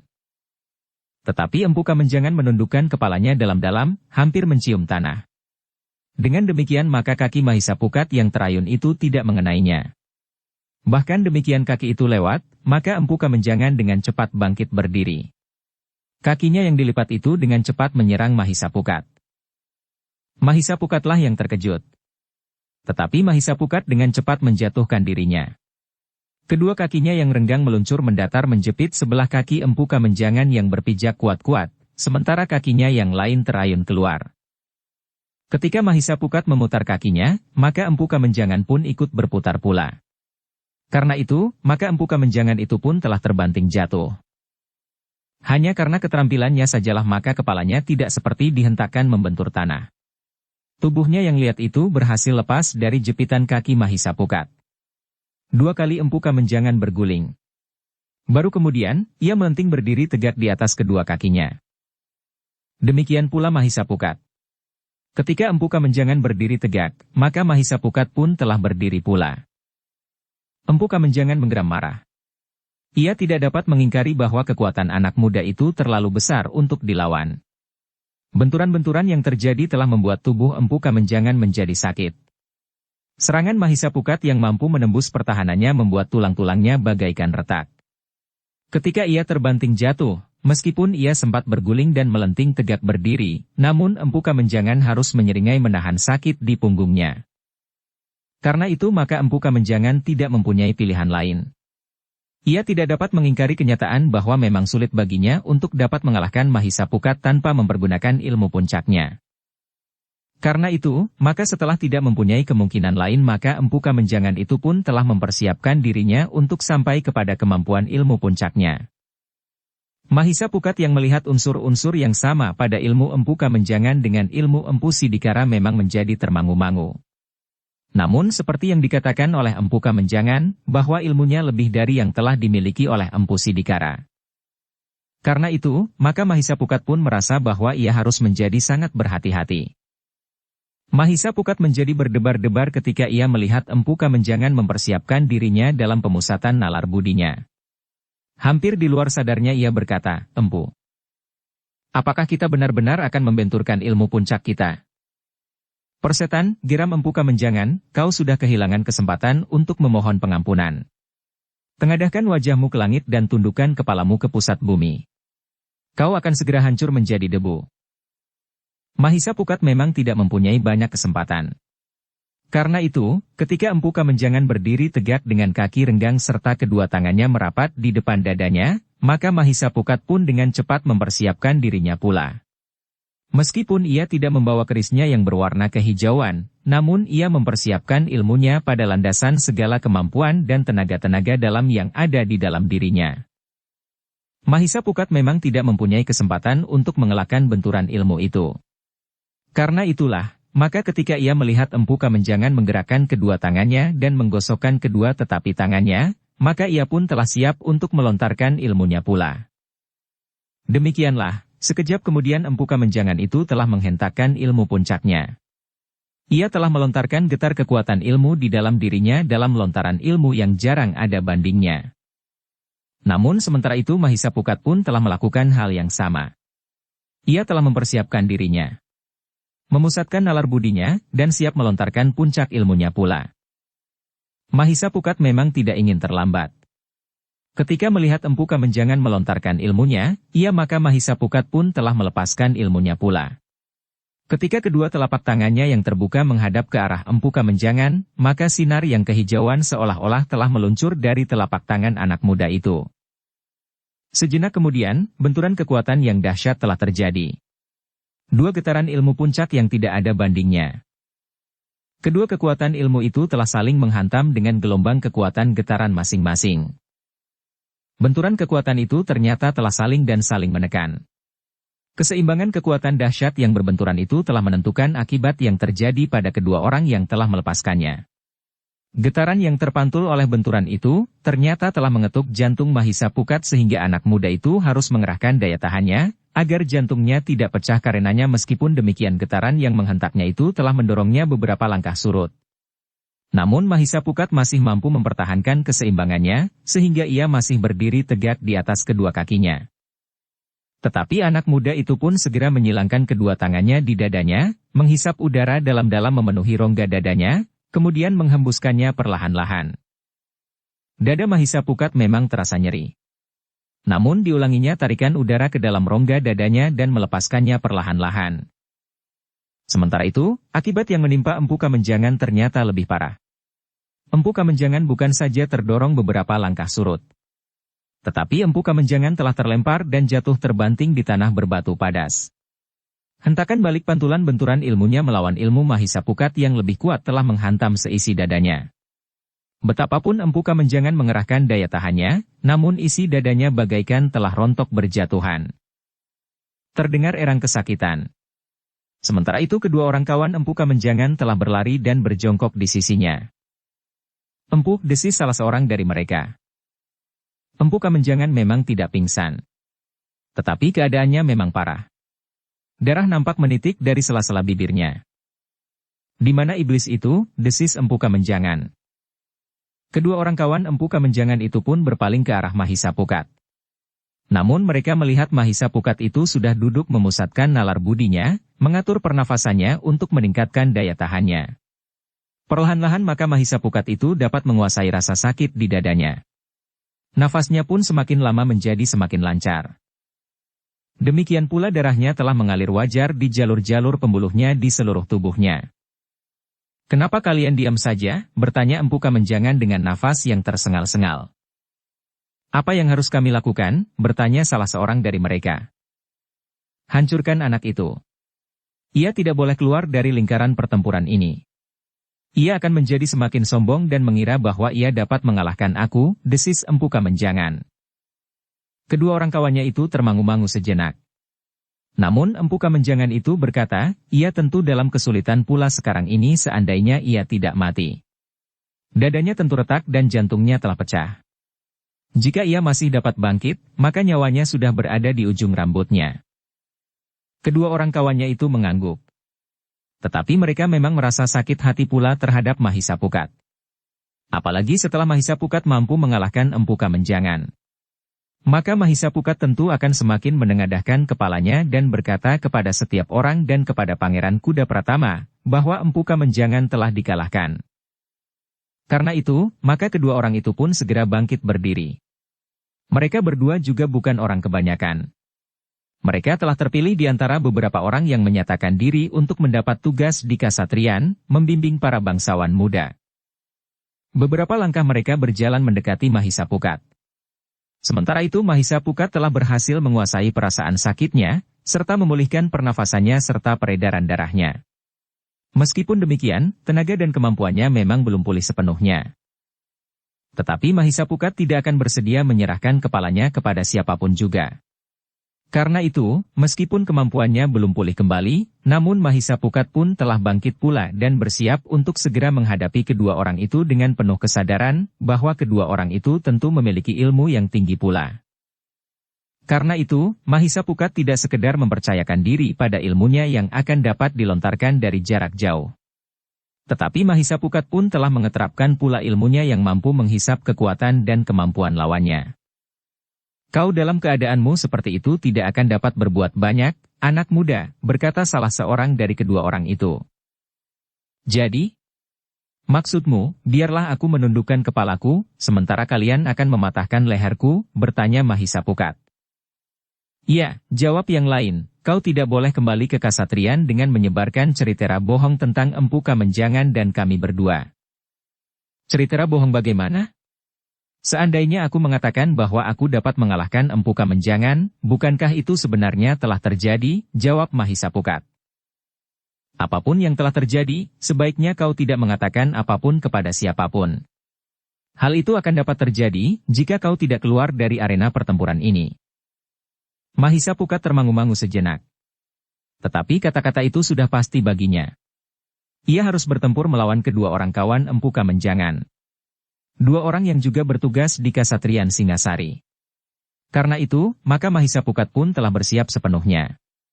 Apapun yang akan terjadi, tetapi ia akan mempertahankan diri sejauh dapat dilakukannya. "Nah, anak muda," berkata salah seorang dari kedua orang itu, "jika kau dapat lolos dari tangan Empu Kamenjangan, maka datang saatnya kau mati pula." Mahisa Pukat menggeram. Ia memang tidak terlalu terkejut melihat sikap kedua orang itu. Karena itu, maka apa yang akan terjadi, Mahisa Pukat telah siap menghadapinya. Bahkan sampai kemungkinan terburuk sekalipun. Meskipun belum utuh kembali, tetapi ia merasa bahwa ia telah berhasil menemukan kembali landasan untuk berpijak. Ketika kedua orang itu bergerak saling menjauh, maka Mahisa Pukat pun segera memiringkan tubuhnya. Satu kakinya ditariknya setengah langkah surut sambil merendah pada lututnya. Kedua tangannya mengepal dan bersilang di depan dadanya. "Jangan menyesali nasibmu yang buruk anak muda," desis seorang yang lain sambil bergeser selangkah, "luka Empu Kamenjangan yang parah akan segera terbalas." Mahisa Pukat sama sekali tidak menjawab. Tetapi ia sudah siap meloncat dan bertempur pada jarak dekat, sehingga memungkinkannya untuk membenturkan tubuhnya pada tubuh lawannya, sehingga tenaga dan kemampuan lawannya akan dapat terhisap. Kecuali itu jika ia bertempur pada jarak dekat dengan salah seorang di antara mereka, maka yang seorang tentu tidak akan dengan gegabah melontarkan ilmunya dari jarak jauh, seandainya ia memiliki kemampuan itu. Namun dalam pada itu, selagi Mahisa Pukat sudah siap untuk meloncat menyerang dan bertempur pada jarak dekat, tiba-tiba saja terdengar suara tertawa di atas batu padas di tebing bukit kecil itu. Semua orang berpaling ke arah suara itu. Yang berdiri tegak sambil tertawa di atas batu padas itu adalah Empu Sidikara. Agaknya ia telah meloncat dari balik batu padas itu. Empu Sidikara, desis salah seorang dari kedua orang kawan Empu Kamenjangan itu. Ya Kisanak. Aku telah melihat apa yang telah terjadi di sini. Aku telah melihat bagaimana Empu Kamenjangan, saudara seperguruanku itu jatuh terpelanting dan terluka parah di bagian dalam tubuhnya. Apakah kau akan menuntut balas atas kekalahan saudara seperguruanmu? Bertanya salah seorang dari kedua kawan Empu Kamenjangan itu. Tidak, jawab Empu Sidikara, aku telah memberikan peringatan kepadanya sebelum ia bertanding melawan Mahisa Pukat. Tetapi ia tidak mendengarkannya. Bahkan ia telah merendahkan bukan saja Mahisa Pukat, tetapi juga aku. Empu Kamenjangan merasa bahwa ilmunya lebih tinggi dari ilmuku. Tetapi lihat, apa yang telah terjadi? Apakah ilmunya benar lebih tinggi dari ilmuku? Jika kau merasa ilmumu lebih tinggi, kenapa kau tidak menuntut balas kekalahan saudara seperguruanmu? Jika benar ilmumu lebih tinggi, maka kau akan dengan mudah dapat mengalahkan Mahisa Pukat. Tidak. Aku tidak akan menuntut balas karena aku tahu siapakah yang bersalah dalam pertandingan ini, jawab Empu Sidikara. Apakah aku tidak salah dengar? Bertanya salah seorang kawan Empu Kamenjangan itu, bukankah seharusnya seseorang akan membela saudara seperguruannya dengan mempertaruhkan nyawanya sendiri? Apakah nilai seorang saudara seperguruan lebih tinggi dari nilai kebenaran? Bertanya Empu Sidikara. Apakah yang kau maksud? Bertanya kawan Empu Kamenjangan itu. Jika dalam persoalan ini saudara seperguruanku berada di pihak yang bersalah, apakah aku harus menuntut balas? Sementara itu lawan saudara seperguruanku berdiri di pihak yang benar sebagaimana Mahisa Pukat. Persetan, geram orang itu, kau sudah sampai hati mengkhianati saudara seperguruanmu sendiri. Itu lebih baik daripada aku berkhianat terhadap kebenaran, jawab Empu Sidikara. Terkutuklah kau, berkata kawan Empu Kamenjangan itu. Jika kelak Empu Kamenjangan sembuh dan kekuatannya pulih kembali, maka kau akan menyesal. Ia akan menghukummu. Kenapa bukan aku yang menghukumnya? Ia sudah melanggar nasihatku, jawab Empu Sidikara. Jangan sombong. Kau akan dihancurkan oleh saudara seperguruanmu. Biarlah sekarang aku membalaskan sakit hatinya menghancurkan Mahisa Pukat itu. Nanti, kita akan berbicara tentang pengkhianatanmu itu, berkata kawan Empu Kamenjangan itu. Tetapi Empu Sidikara itu tertawa. Katanya, Kisanak. Sejak semula aku memang datang dengan tujuan lain. Sama sekali tidak akan membantu apalagi menuntut balas akan kekalahannya. Biarlah ia menyadari bahwa ilmunya memang masih belum mencapai tataran kemampuan Mahisa Pukat, berkata Empu Sidikara. Lalu katanya, sekarang aku justru akan berurusan dengan kalian. Kau tahu bahwa Mahisa Pukat masih terlalu letih. Apalagi setelah ilmunya berbenturan dengan ilmu Empu Kamenjangan. Karena itu, maka tidak adil kiranya jika ia harus bertempur melawan dua orang sekaligus sekarang ini. Jika kalian memaksakan pertempuran, maka biarlah Mahisa Pukat melawan seorang saja di antara kalian. Apa pedulimu? Kami berdua akan bertempur bersama-sama. Mahisa Pukat harus kami hancurkan sekarang juga, geram kawan Empu Kamenjangan itu. Kisanak. Jika kalian berdua memaksa untuk bertempur melawan Mahisa Pukat, maka biarlah aku juga turun ke arena. Aku berdiri di pihak Mahisa Pukat. Kedua orang itu terkejut. Mereka sama sekali tidak mengira bahwa Empu Sidikara justru akan berpihak kepada Mahisa Pukat. Justru setelah Mahisa Pukat mengalahkan Empu Kamenjangan. Seorang di antara kedua orang kawan Empu Kamenjangan itu pun kemudian berkata lantang, Empu Sidikara. Kau telah melengkapi pengkhianatanmu. Jika kemudian Empu Kamenjangan tahu, apa saja yang akan dilakukan atasmu? Aku akan bertanggung jawab atas perbuatanku. Sudah aku katakan, aku lebih baik berkhianat kepada saudara seperguruanku daripada berkhianat atas keyakinanku. Mahisa Pukat yang mendengar kata-kata Empu Sidikara itu pun di luar sadarnya berkata, terima kasih Empu.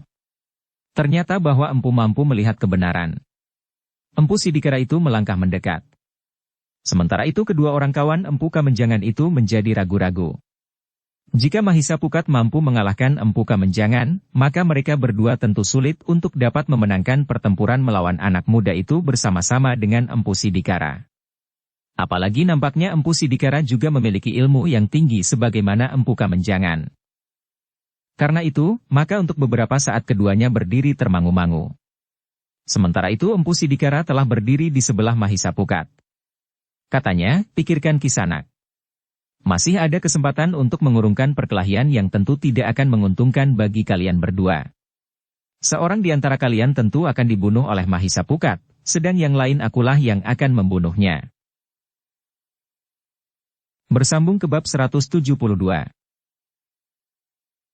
Dukung kami dengan subscribe, follow, like, komen dan share. Terima kasih.